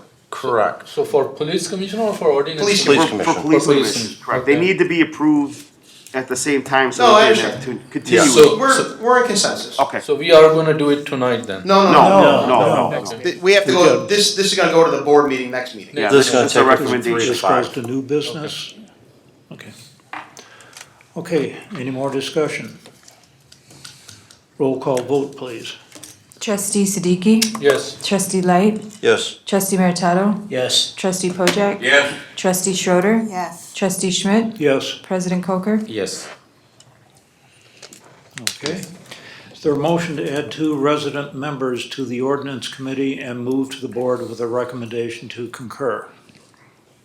Trustee Siddiqui? So moved. Trustee Second. Light? Second. Any discussion? Okay, roll call vote. please. Trustee Siddiqui? Yes. Trustee Light? Yes. Trustee Meritato? Yes. Trustee Pojek? Yes. Trustee Schroeder. Yes. Trustee Schmidt? Yes, President Coker? Yes. okay. That will move to the board with a recommendation to concur. Is there a motion to create a permanent Forever Village sticker for senior citizens and move to the board with a recommendation to concur? Trustee Light, So moved. Second. Pat, Meritato, second. Okay, discussion. Trustee Light, At this point in time, I'd like to bring up the fact that I don't know how the rest of the board feels about this. I would also like to, if possible, if we could put it at this point, to honor our vets. We handle disabled vets with village sticker discounts and such like that. And I would like to honor our vets that we have today. I mean, I know we have many of them around here, and they serve to give us our country that we live in. And I would like to see the vets receive a little, at least a little honor and show the honor to the vets by possibly just giving them a village sticker. You know, a free village sticker it's a small gift to say thank you, and I think they deserve just that. I don't know how the rest of the board feels. If we could add that at this point, it would be something to think about. Well, we can't take a vote on it, but we can give direction to bring it to Can the we- board for an ordinance if that's what you want. Yes, I would But we like couldn't that. vote it at this point because it's not an agenda item. Okay, then we can add this to, It could be a discussion and just have, you discussed it. If the board agrees, it's something that we could add to the agenda at a future date, at the board level. Just bring it right to the all board. right. okay, I guess the first question I would have is, how would you decide which veteran qualifies for this? All type of veterans would have to, but they would have to show a proof of a, what did they call that, Mike? DD 214. A DD 214. It's your discharge paperwork. Yes, which So says you are honorably discharged and you are now considered a vet. Okay, so would somebody who serves 8 years in the reserves be considered a veteran? And Space Force now too. Okay. Well, What about active duty? active, that's what I'm saying, active duty, yes. Well, I think we take care of active duty already members and reserve police and fire in all the ordinance. Alright, so honorably discharged vets. Yes. Trustee Meritato. I like the idea, but how do we find out how many a rough estimate how many are in the village and how much money we are gonna spend on the stickers. I don't have an answer for that question. I have no idea. How we determine how many people have served in the military who live in town. So how do we? There's no way to know that. How do we do it? Any category I in mean- the census, US Census? No. And people move every day, so it's hard to know. Right, it's a I constant mean, transition. we know how many, we know how many seniors are, just about how many seniors are in town.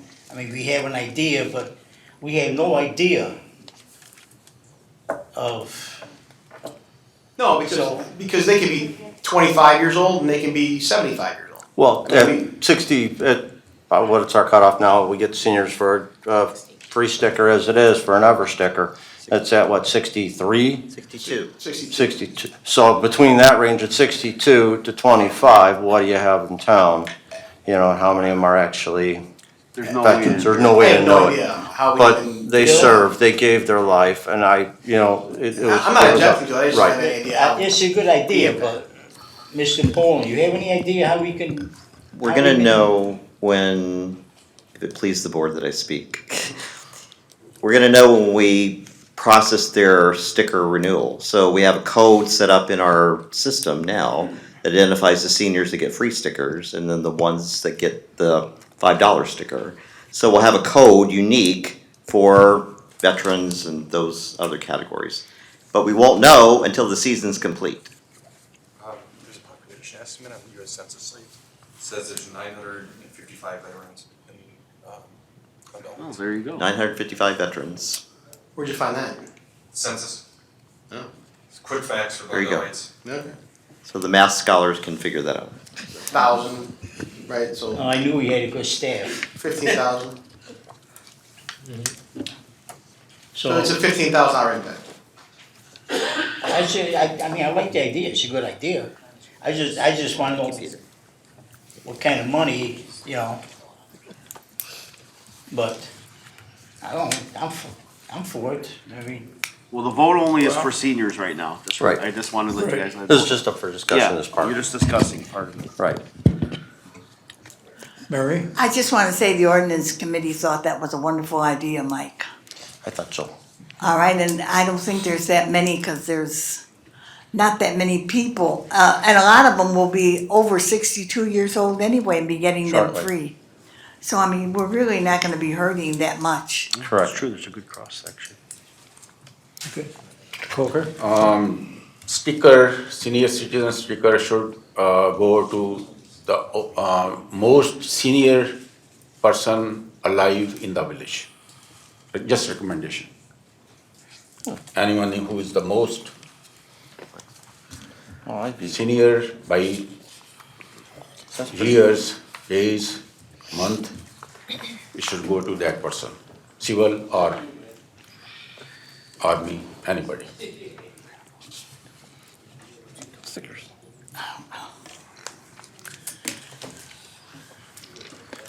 So the permanent sticker, we need a vote on that. Correct. I just don't know if the That's what's discussion on the was floor done. now. Yes. So Okay, We have a first and we have a second. correct. Correct. Okay, discussion's over, then roll call Are you vote. speaking of the forever sticker? Yes. Yes, all right. Okay, roll call vote, please. Trustee Siddiqui? Yes. Trustee Light? Yes. Trustee Meritato? Yes. Trustee Pojek? Yes. Trustee Schroeder, Yes. Trustee Schmidt? Yes. President Coker? Yes. Okay, the motion carries and will be moved to the board with a recommendation to concur. Is there a motion to establish a Village of Glendale Heights 501c3 and move to the board with a recommendation to concur? Trustee Light? So moved. Second. Second. Trustee, Mayor Coker? Second. Second. I done. You can. Okay, is there Second. discussion?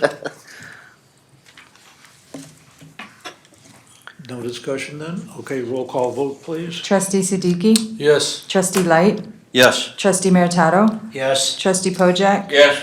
Trustee Schroeder, Yes. Trustee Schmidt? Yes. President Coker? Yes. Okay, is there a motion to require elected official stipend payment requests to be turned in monthly within 30 days of month end, starting January 1st, 2024, and move to the board with a recommendation to concur? Trustee Light? So moved. Second. Trustee Siddiqui? Any discussion? Trustee Pojek? You're talking about when the month is over, they got another month before they turn it in? Yes. 30 days in arrears. I think a week is enough time.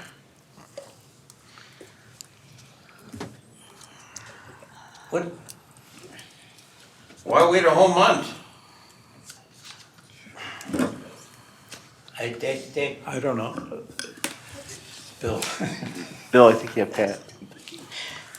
I agree with you, Chester, but the only problem is that they would give Doug a hell of a lot more work to do than if he does it once a month. I mean, that's the only difference. Bi-weekly, he's gonna be going crazy. And if we do it by the month, it's only one time he does it for the month, and everybody turns it in, he checks it out, and he pays everybody. But, what do you think, Doug? How many stipends do you normally get? I don't know. I'm talking to. Just one? Well, Honestly, yes, on a regular basis. how about Coker? His is on my desk right now for review tomorrow. He's So very you good got two. motivation. But honestly, Trustee Pojak's the only one who turns them in on a regular basis.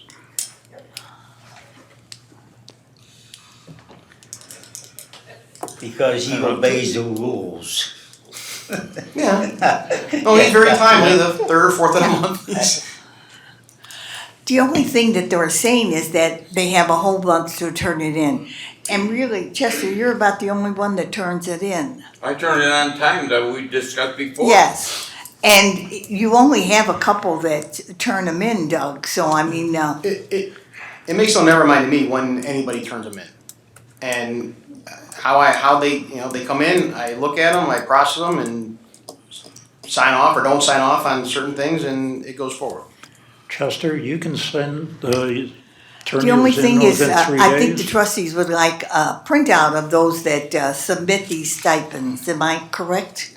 With the rest of the trustees? I don't want nothing to do with it. I don't care. Mike, you didn't, I don't care. I just, if there's a question, Mohammed? I'll ask for it. I'm sorry, what's your I question? thought we had said we'd like a printout of the stipends that were submitted. Oh, you mean for everyone? So we know. Well, whoever submitted the Submitted it? stipend. Yeah, We I can mean- ask at any time. I mean, is there a way we can put it on our website so people know? You can get that on a FOIA. You can get that on a FOIA and I would But- prefer the board actually make a formal vote on that if that's what the board wants to do. I think if you wanna take a look at somebody's stipend, I mean, that's all you have to do is ask Doug. And Yeah. Doug will print it out for you and say, okay, here's Justin Pojak's, or here's Mary Schroeder's stipend. I mean, That is right? correct. I mean, That is correct. Yeah, so we can check it it's anytime. not, I mean, It's not printed, but we can check it anytime. right, I mean, you can We've check it done anytime you want. So what do you want, a week? Plenty. No, I don't know, it's, Well, right now, there's a motion to approve it as approved by the committee, which it was 30 days. So Right. that's the motion on the floor right now. That's what was agreed to at the ordinance committee. Right. That was what brought forward. If you could change it at this point, but that's the motion that's on the floor right now. Who made the motion? The motion is for 1 month after the stipends are submitted. In other words, if you're, But he said that you can change it if you want.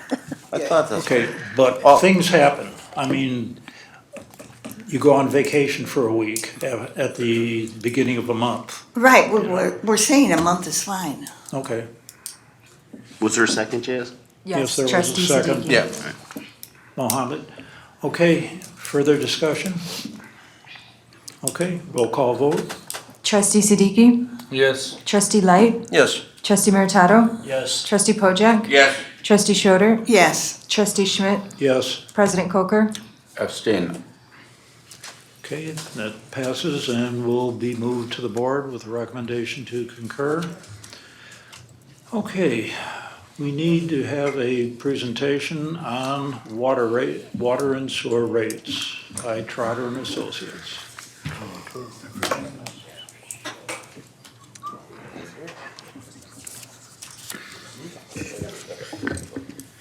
Good evening, Mayor, Board. Chris Marshinki with Trotter and Associates. And as we mentioned, giving a brief presentation on the village's 2023 water and sewer rate study. And if you'll remember, I was here in June to kind of give a progress update on that study. Since then, we've done some more analysis and have a recommendation that we're going to share. So briefly, overview of the presentation. It's a recap of the current status of the environmental fund that the water and sewer rates support. A review of alternative revenue solutions that we looked into, and then finally a recommended rate structure for fiscal years 25 through 28, which is essentially the planning period of this study. So briefly, some of this is a recap from June's presentation as well, but the mission that was established to kind of guide this rate study was ultimately to develop water and sewer rates with the lowest impact to residents while still meeting the village's obligations for infrastructure improvement. So that mission kind of dictated all of the analysis that was done and the recommendations that come out of it. And to support that mission, there were a handful of primary goals for that rate structure. The first of which being to collect the fees that the village has as direct costs, essentially the expenses. That's financing debt service, that's financing the capital projects, and then ultimately wanting the environmental fund to be self-sustaining and not needing subsidization through any other fund. Other goals included financing the required capital projects to maintain the level of service that residents expect, minimize customer impacts, as we mentioned, stabilize revenues, and we'll talk a little bit about what that means in a couple minutes here, and finally to continue to promote economic development as the village does currently. Briefly, the water and sewer rate structure that the village currently has in place is made up of 5 main components.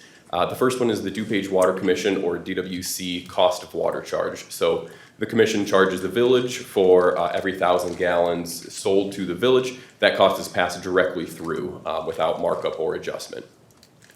The local water delivery charge, or the water use charge as we call it, is essentially the village's cost to operate and maintain the water system and deliver that water.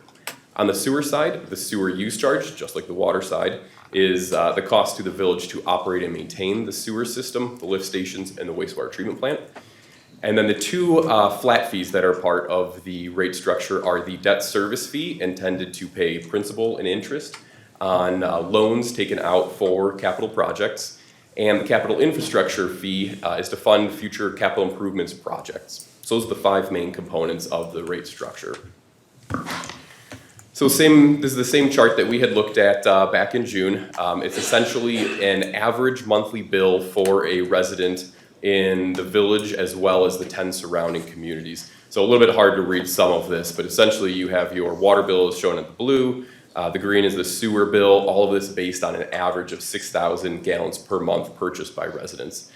So the red box towards the bottom is the village's average monthly bill. So as you can see, the village is currently among the lowest in the surrounding area.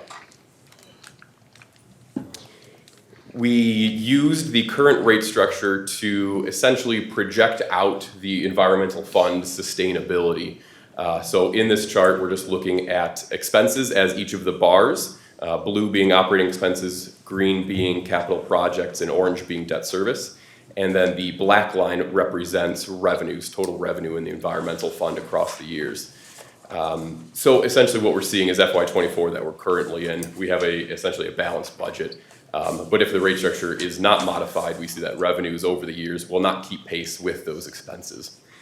That is primarily due to increased operating costs that I think everybody is pretty familiar with currently, infrastructure maintenance, and then mandated and necessary capital projects, and amongst those specifically some of the EPA's mandated projects, especially when we're talking about the wastewater treatment facility. And one item to point out in here that these future revenue projections are based on is that the village's current ordinance for rates essentially included a rate structure through FY24, and after that the rate structure essentially sunsets to just a 3% increase per year. So what we're seeing is essentially that 3% increase is not enough to keep pace with increase in operating expenses and things of that nature. As we saw, the green bars, the capital projects in the expenses, has made up a pretty significant amount of expenses over the last 5 years and the next several years going forward. The village has completed a number of major capital projects dedicated to improving and maintaining the infrastructure, which does coincide with, I think, the residents' priorities. The survey that was completed this last year of community residents found that one of the top priorities was maintaining the village's infrastructure, water and sewer, things of that nature. So this is just a brief recap of some of the larger capital projects that the village has completed over the last several years. We have 6 water main replacement program projects in there, each of which were funded at least in part and some in large part through federal and state grants that the village was able to secure. We had the water meter replacement project completed, as well as a water supply rehabilitation project through low interest loans. These are the IEPA's SRF program, State Revolving Fund program, that over the last handful of years has issued loans with interest rates between 1 and 1.25%. So an excellent vehicle for financing some of these larger capital projects. This graphic, a little hard to see, but it comes out of the water master plan that the village completed a couple years ago. Essentially, this is all of the water main in the community, different colors representing the different decades of construction for that water main. So as you'll notice, it is made up of primarily orange and yellow, which is 1960s, 1970s. All of the little black dots that you're seeing on there are actually X's. Those represent water main breaks throughout the community. So they are heavily located in those older 50, 60, 70-year-old mains. That's what's necessitating some of these capital projects. This graphic is kind of through the center of town. Really what we're seeing is the blue highlight is capital water main replacement projects completed over the last 5 years. All the red dots, if you can see those, are water main breaks. Really, this is just to say that the capital projects that were completed and are slated are addressing some of the highest need areas of the village and improving those. On the wastewater and sewer plant side, some of the major capital projects that have been completed or are in the process of being completed are the Mill Pond and Payson Circle lift station rehabilitations or replacements, some sewer lining and manhole rehabilitation throughout the community, and then the 2 major projects at the wastewater treatment plant being the digester rehabilitation project that was recently completed and the phosphorus removal upgrades that is in progress right now. Both of those also financed through the EPA's low interest loan program. So all in all, the village has invested in the capital program and the replacement of infrastructure to the tune of a little over 2.5 miles of water main over the last 5 years, but that's out of 104 miles of water main that the village has total. 5 of the 6 water storage facilities are now on routine rehabilitation programs that will significantly extend the service life of that infrastructure. A little over a mile of sewer has been replaced or rehabilitated, but again, there's 83 miles total, so work's still ahead of us. Rehabilitation of all sewer lift stations, with the exception of President, has been completed. It's a fairly major accomplishment, especially when you talk to communities that have 20 or 30 lift stations. That's a major investment. And then finally, a couple of the major IPA mandated capital projects have either been completed or in the process of being completed. Briefly, some of the funding that's been secured for those capital projects has included more than $6.5 million in federal and state grants that the village was able to secure and fund a large amount of infrastructure replacement with. Just under $22 million in low interest infrastructure loans. Those are the IPA loans we talked about. And just under $9 million in additional local bonding. So those are the capital projects that are driving a lot of these expenses over the last several years and moving forward. But we recognize that there is an issue. We have to solve this expense and revenue issue. So we started looking at different solutions. Step 1, before we looked at any revenue, essentially, was reviewing what cost reduction measures we could implement. So in working with Public Works, we identified a number of cost reductions. These are a couple of the more major ones that have either been completed, put into effect, or are planned to be put into effect. First one being deferral of the President Lift Station reconstruction project that was slated for next year, fiscal year 25, but just due to the cash flow in fiscal year 25, that was able to be deferred out to FY 28 currently. And the village will have to do some minor repairs and things to be able to make it that additional 3 years, but it was identified that that could be deferred. The sewer rehabilitation program annual funding was reduced from $500,000 to $300,000 per year. The water system meter replacement project, as I mentioned, was completed. That reduced non-revenue water, so essentially all of the water that's purchased from DuPage Water Commission, but is not charged to any entity, reduced from 12% 5 years ago to less than 5% last year. That is significant. That equates to roughly $570,000 a year in additional revenue generated and reduction of expenses from purchasing that water from DuPage Water Commission. And then finally, as we talked about with water main and specifically water main that has a number of breaks on it, it's estimated that the village spends somewhere around $84,000 a year repairing those water main breaks, averaging about 28 breaks per year. So the more we focus on repairing those older, more break-prone water mains, the more we can reduce those expenditures. Beyond these, most of the remaining expenses are not optional. They are required either through EPA mandates or they are operating expenses that is subject to commodity increases, chemical, sludge disposal, labor costs, things like that. So after all the cost reduction measures were identified, we started looking at different revenue solutions, different rate structures to generate the revenue required. There were a handful of different things reviewed, one of them being pledging general fund revenue to the environmental fund. That would essentially act as something of a subsidization of it. That could be in the form of a home rule sales tax or food and beverage tax. We looked at adjusting the existing flat fees, so those are the debt service and the capital infrastructure fees. And we also looked at adjusting the existing user charges, the water use charge and the sewer use charge. And just a note on there, the flat fees currently make up about 13% of the total monthly household bill, while the usage makes up about 87%. So when we were talking about stabilizing revenue, one of the things we'd like to see is probably a little bit more balance between those, just so there's not so much fluctuation year to year just based on environmental conditions like drought and things like that. If there's a significant amount of water usage, the next year it's very wet and there's not as much water usage. It's harder to budget and plan when there's more variability in it. Those flat fees level that out a little bit. So we'd like to see a little bit more balance between those two types of fees in the rate structure. So we reviewed with Public Works and Finance and Administration, I'm saying about 12 alternative rate structures in there, but those 12 had sub-alternatives and one A, B, and C and things of that nature. So there were a lot of different combinations reviewed, essentially to see what could accomplish as many of those goals and the mission as best as possible. So looked into pledging those general fund revenues, adjusting either the existing flat rates, the user charges, combinations of those three. Also looked at increases, whether they are constant over the planning period or you start at a higher percentage and taper off.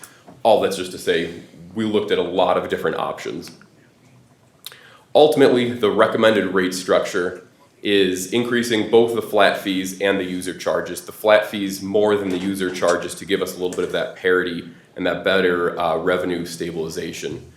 So the recommendation is to increase the debt service fee to about $15 by FY 2028, the capital infrastructure fee to $20 by FY 2028, and those two in effect then would result in the total monthly bill about 25% of that being flat fees. That gives you more revenue stability long term.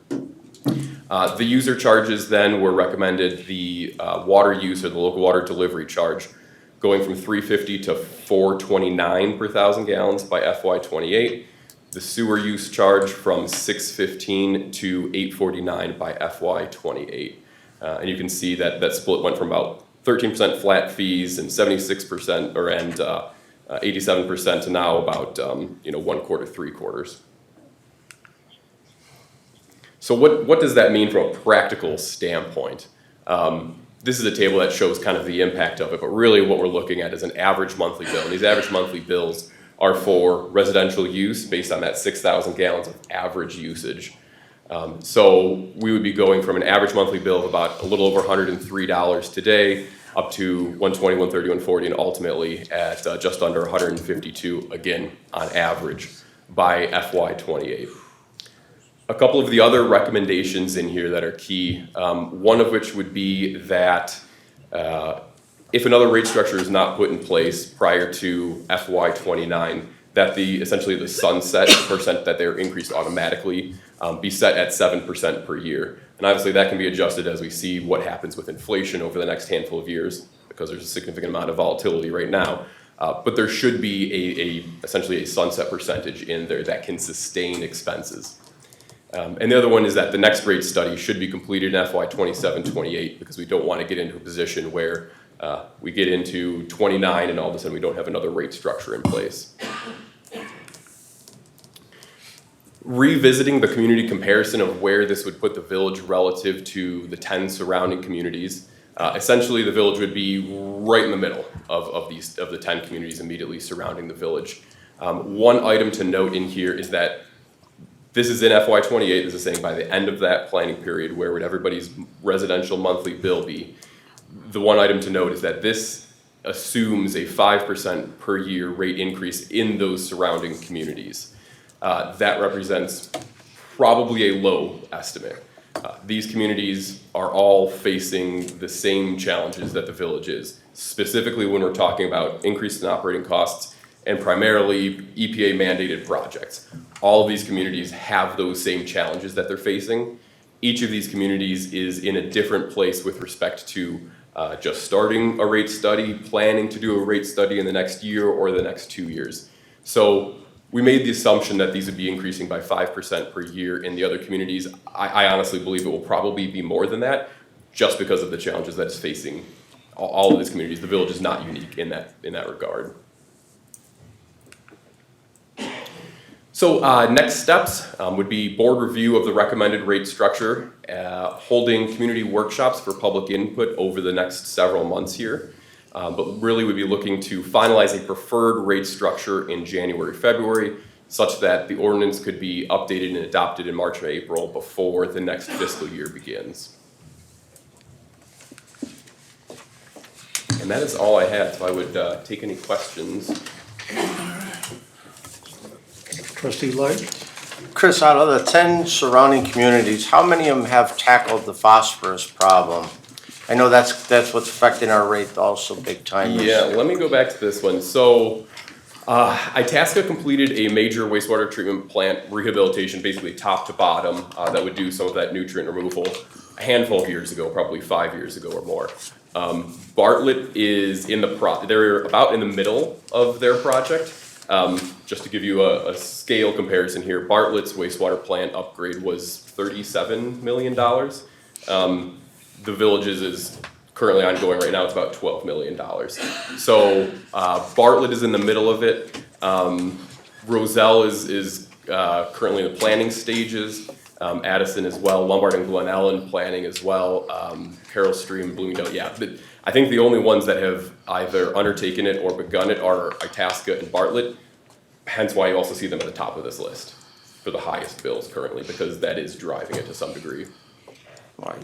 So there are a lot of communities still looking at what we're gonna have to deal with real soon. Yeah, and a lot of these communities, it's gonna be over the next 7 years or so that specifically the phosphorus that you mentioned, which is honestly the largest capital driver of infrastructure for all these communities that we're seeing right now. The next 7 years or so, we're gonna see all those start coming down the pipeline for all of these communities. All right. Thank you. Trustee Meritato? Ratio, how many water main breaks off the top of your head do we have a year? I know we had 3 within the last 2 Yeah, weeks. it's normally around 30 odd, I would say. Well, there's about 30 odd, yeah, about 30 odd. 30? 30 plus or minus, yeah, I think. Over $300,000. That's a lot of money. Over All right, thank you. $300,000. Thank you.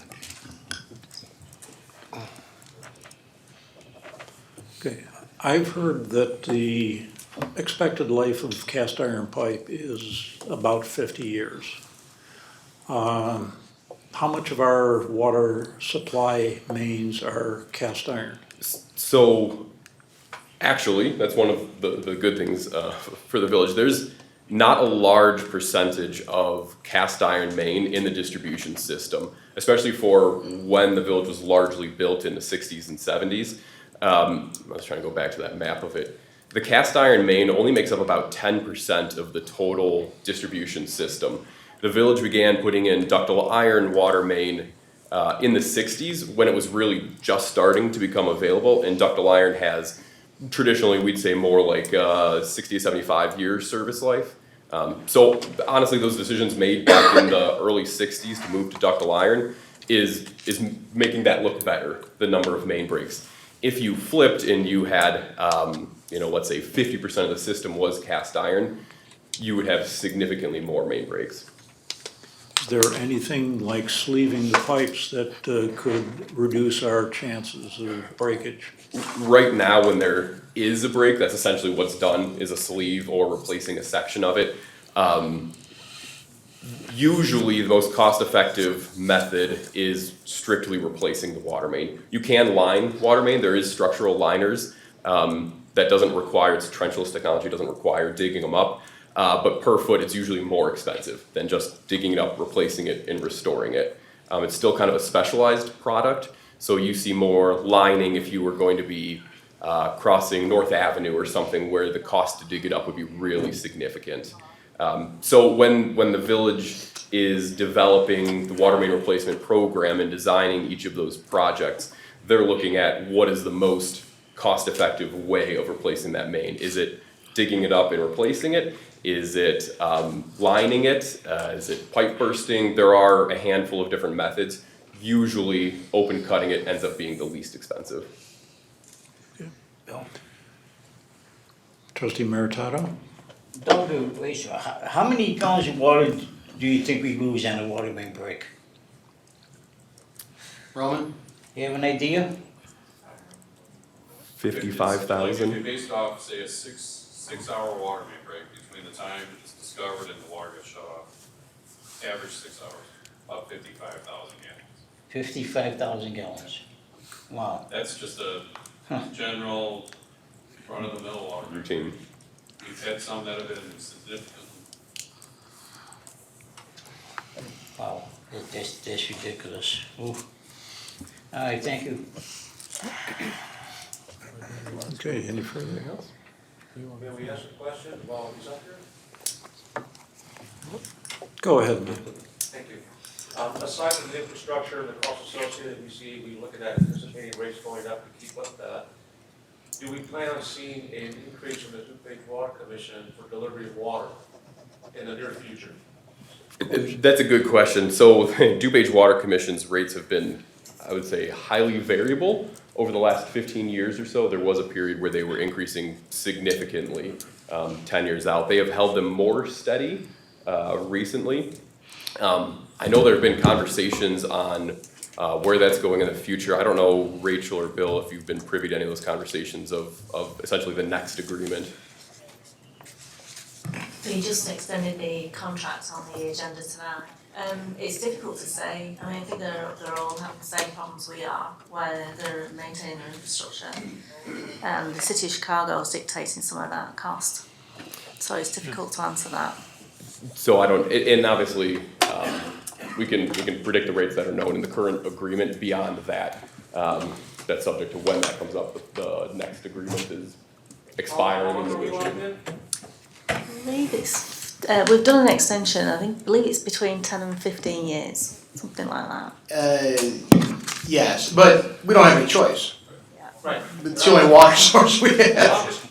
I'm just curious to see, because we're anticipating infrastructure, we're talking about breaks, we're talking about doing, repiping and so forth. But the variable would be is how often are we gonna see an increase? Is it gonna be annually from the commission, or are we locked in for a rate for the next 5 years? No, you're getting your 5 to 7% increase from them every year. Every year. And we just pass that through. We don't add any fees onto the DWC rate. We just pass that through. And I would say with DuPage Water Commission, they undertook a lot of capital projects historically. For the most part, their infrastructure was built largely in the late 80s, early 90s, things like that. So we wouldn't be seeing a lot, or they wouldn't be seeing a lot of their infrastructure come due for large-scale replacement. And that would be like the one driver that would probably drive rate increases in the future, is when they need to start turning over more of their system. But we're still relatively young on their infrastructure. And I just have one last question for you. In that program, you talked about smart meter replacement, or water meter replacement. What has that done for the village? Did we see an increase in revenue and more efficient tracking of water usage versus the old? Yeah, so when we said that that total non-revenue water decreased from 12% to 5%, a lot of that is more accurately tracking and capturing on those meters what is actually used, because as the meters age and they lose their ability to calibrate, they're usually underestimating anything. So part of that 7% that was made up was essentially billing what was actually being used, whereas previously there was some being left there that wasn't being metered. So that's part of it, is more revenues being generated.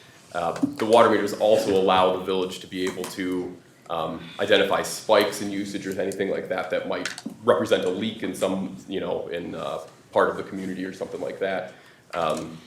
That reduces essentially the water loss component of the non-revenue water, if that makes sense. Okay. Thank you, sir. Appreciate it. Absolutely. Thank you. Okay, is there anyone in the public that wishes to address the board?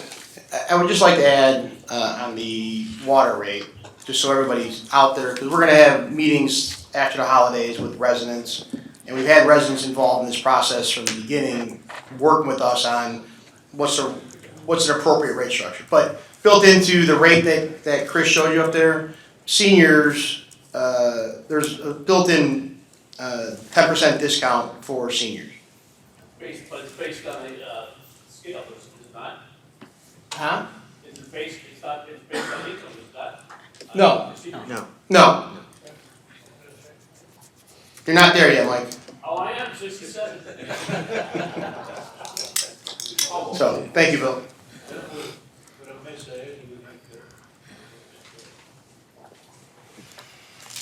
Okay. Dan, do you have a question? Yeah, you can make a comment.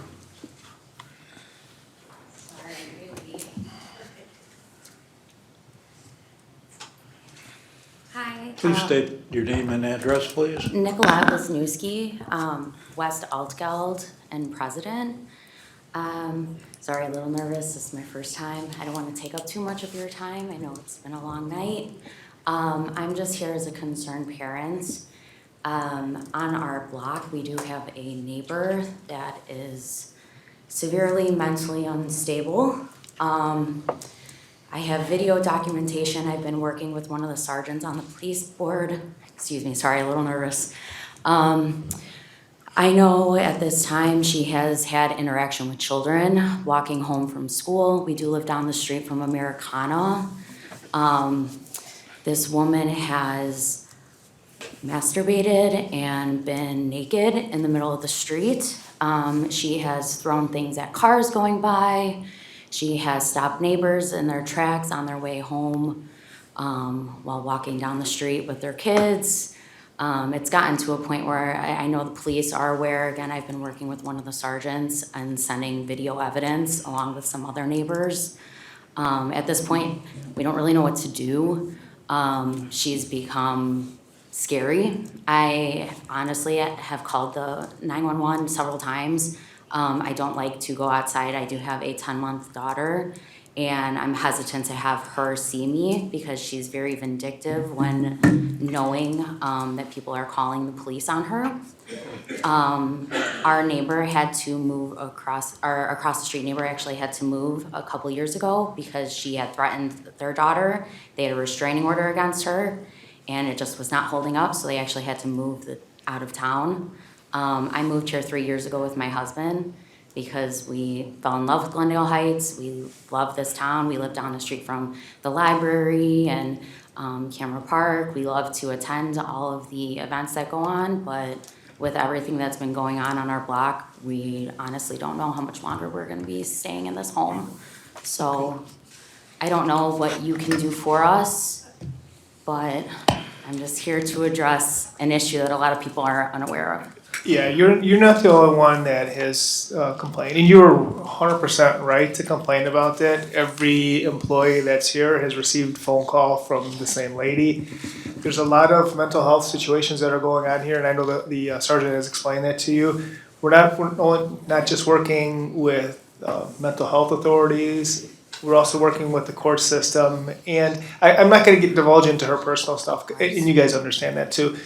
The court system and also Veterans Affairs to help. I know that she hasn't been around for a while, and you guys have seen that too. There's other systems that are being handled right now. This is a public forum, so I can't discuss those. But you're 100% right, and we are working with different agencies to try to make it. And more, I'm going to speak for the board and for everybody that's in here. We want to make sure that you are safe, your family is safe, and the public can get along too. And that's the most important thing. She does have mental illness, and there's no doubt about that. So we just have to try to see how we can mitigate that and make it best for everybody. Of course, and again, we appreciate everything that you police officers have been helping out with. We truly do, and I think the biggest thing is just the children and the kids is like my biggest concern.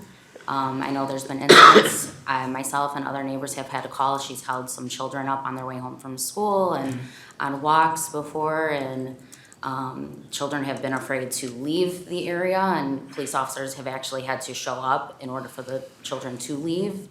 So again, that's my biggest concern is we just live around a lot of families, and again, I'm a mother, and so that's. We cannot regulate what doctors do. Of course. But I believe this next thing should help out a lot. So we reached out to other agencies, and I think that's gonna help out the situation. But please continue to be in touch with the sergeant and the officers, and we'll just keep moving forward with it. Okay. All right. Again, thank you for your time. I much appreciate all of your time, and thank you for addressing this with me. Thank you. Thank you. Yeah, thank you. Anybody else have anything to say? Yes, I do. Michael Ontiveros, Glendale Heights.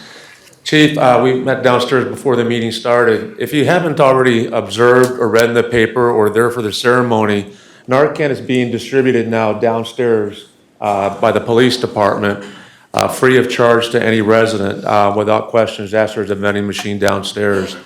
I run an association, I own a business, and one of the things that we're gonna do is we're gonna put these on our trucks just in the event of something happening or of a rentals with one of our association's events. We'll have it handily available. So I encourage everyone here that if you haven't had an opportunity to see the vending machine or grab one, please do so. It's at your disposal should you ever need it. Could save a life. Thank you.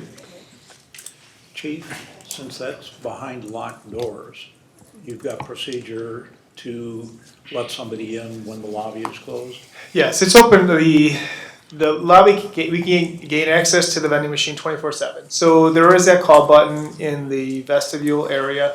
We do not want it in that open area because it could be vandalized too. So if anybody, the vending machine is not for emergency access. If there's something that somebody needs or somebody is overdosing, you call 911. We want the paramedics, the police department to get there. They'll get there a lot faster than somebody trying to come here and pick up something from the vending machine.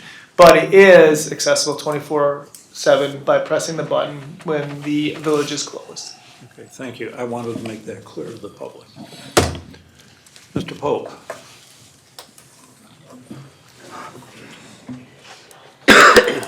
Wayne Avenue. Thank you, Mr. Schmidt. Go ahead, Peter, start the clock.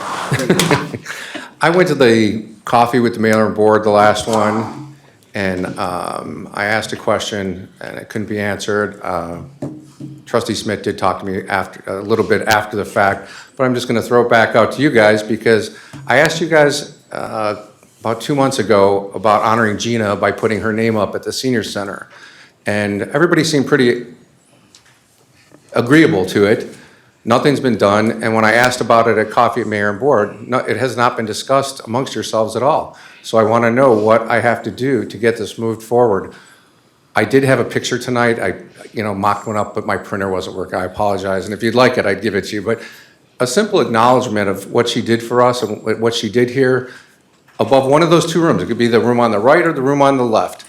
But you haven't discussed it Keith and I have all. talked about that. Well, I was told it wasn't talked about, so I'm not trying to be a jerk. Well, we haven't but- talked to the board about it, but Keith and I have talked about it, and currently, there's a huge remodel going on at the senior center. And everything in the senior center is gonna be completely redone by April of next year. So during that construction, Keith and I will figure out best place to honor her and then talk to the board about it. And as we finish construction, complete that.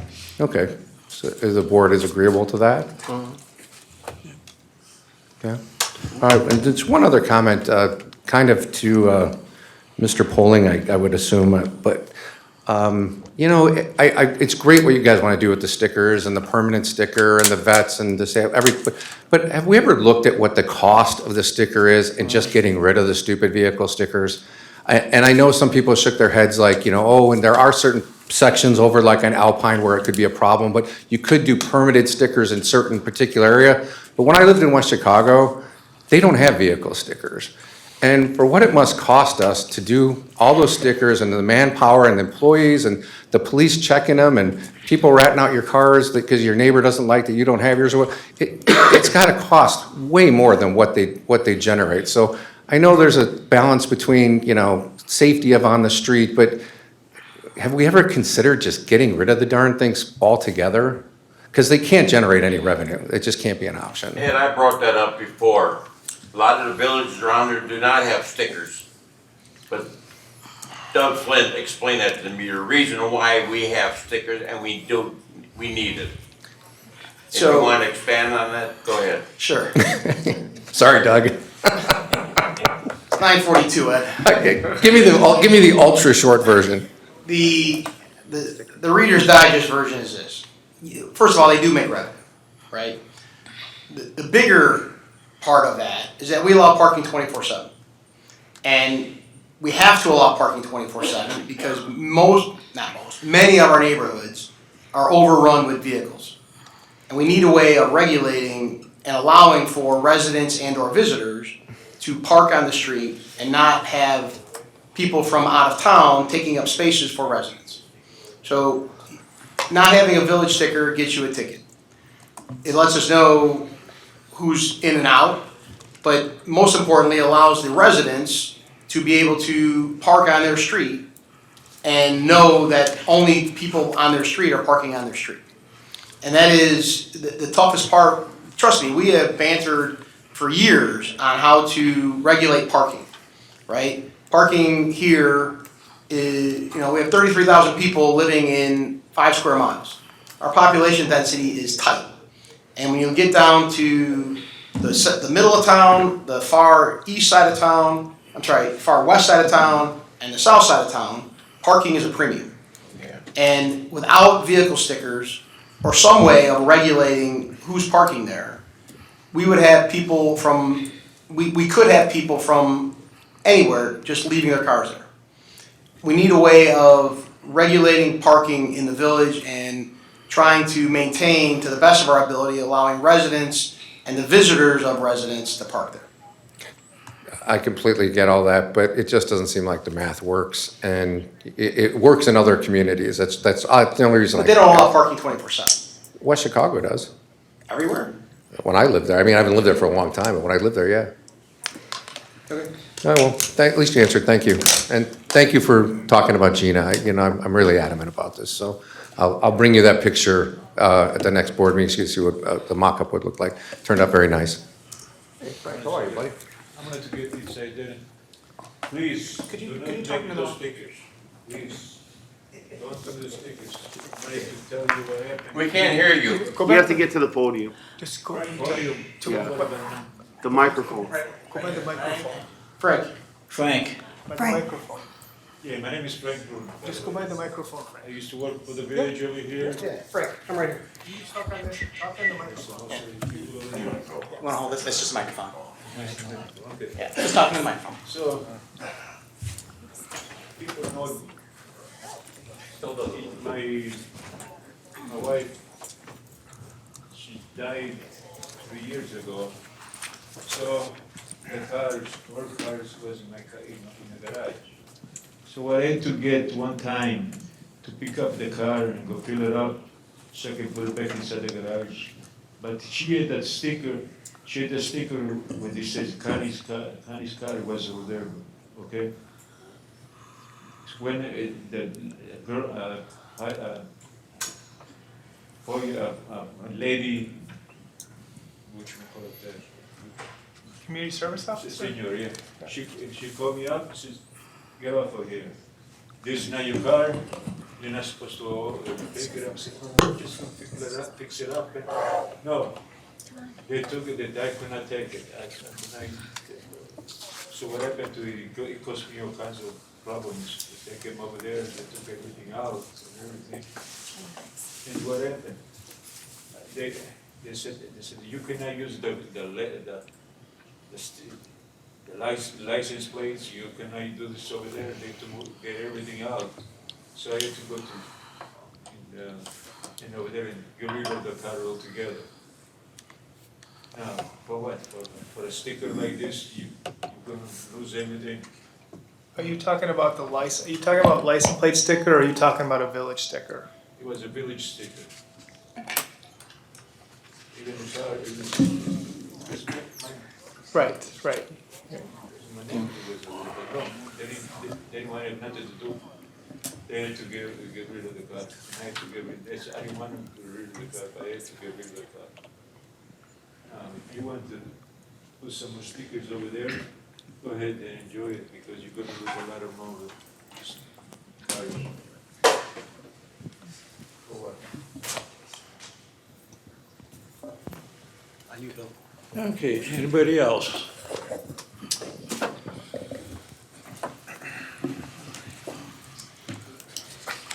Darlene Greenbrier. Chief, I know this is gonna be a bad question, but are there directions on how to use that Narcan? I would have no clue. I honestly would have no clue. It's on the box, yeah, so Mike actually, or is he still here? Mike, do you have a box? The directions are on there? That would be something good in the police academy. And we, oh yes, and actually, so Tanya, there's a lot of people that actually will show you how to do it. They do demonstrations for it. Tanya is one of them at our police department that does it. She's the one who did this whole campaign for it. Actually, you can look on YouTube as well, if you recall. Yep. There's a point you can look There's at. everything on there? Okay, just checking. Not familiar. I'll give it back. There's a whole vending machine full. You can have that, I was just gonna say, they're downstairs, I can grab it. Oh, I know. I took one last night. It's a gift for Christmas. I didn't want to keep it because somebody might need it. Bill, motion to. Okay. One thing I did want to say, I attended the Citizens Police Academy graduation dinner last night. 11 residents graduated this term, and Ms. Darling being one of them. And I can tell you that they seemed all enthusiastic about it, and the comments that I heard were all extremely positive. So if anybody in the public that gets a chance to participate in the Citizens Police Academy, it's a wonderful program. I've done it twice. I think Trustee Light's done it twice. I know Trustee Siddiqui, Trustee Pojak. It's good. It gives you an idea as to what restrictions the police department's operating under these days. So anyway, is there a motion to adjourn? Motion to adjourn. Second. Trustee Siddiqui, Second. Trustee Light second. Any discussion? Okay, roll call vote. No, just you all in favor? Aye. Opposed? Okay. Meeting closed.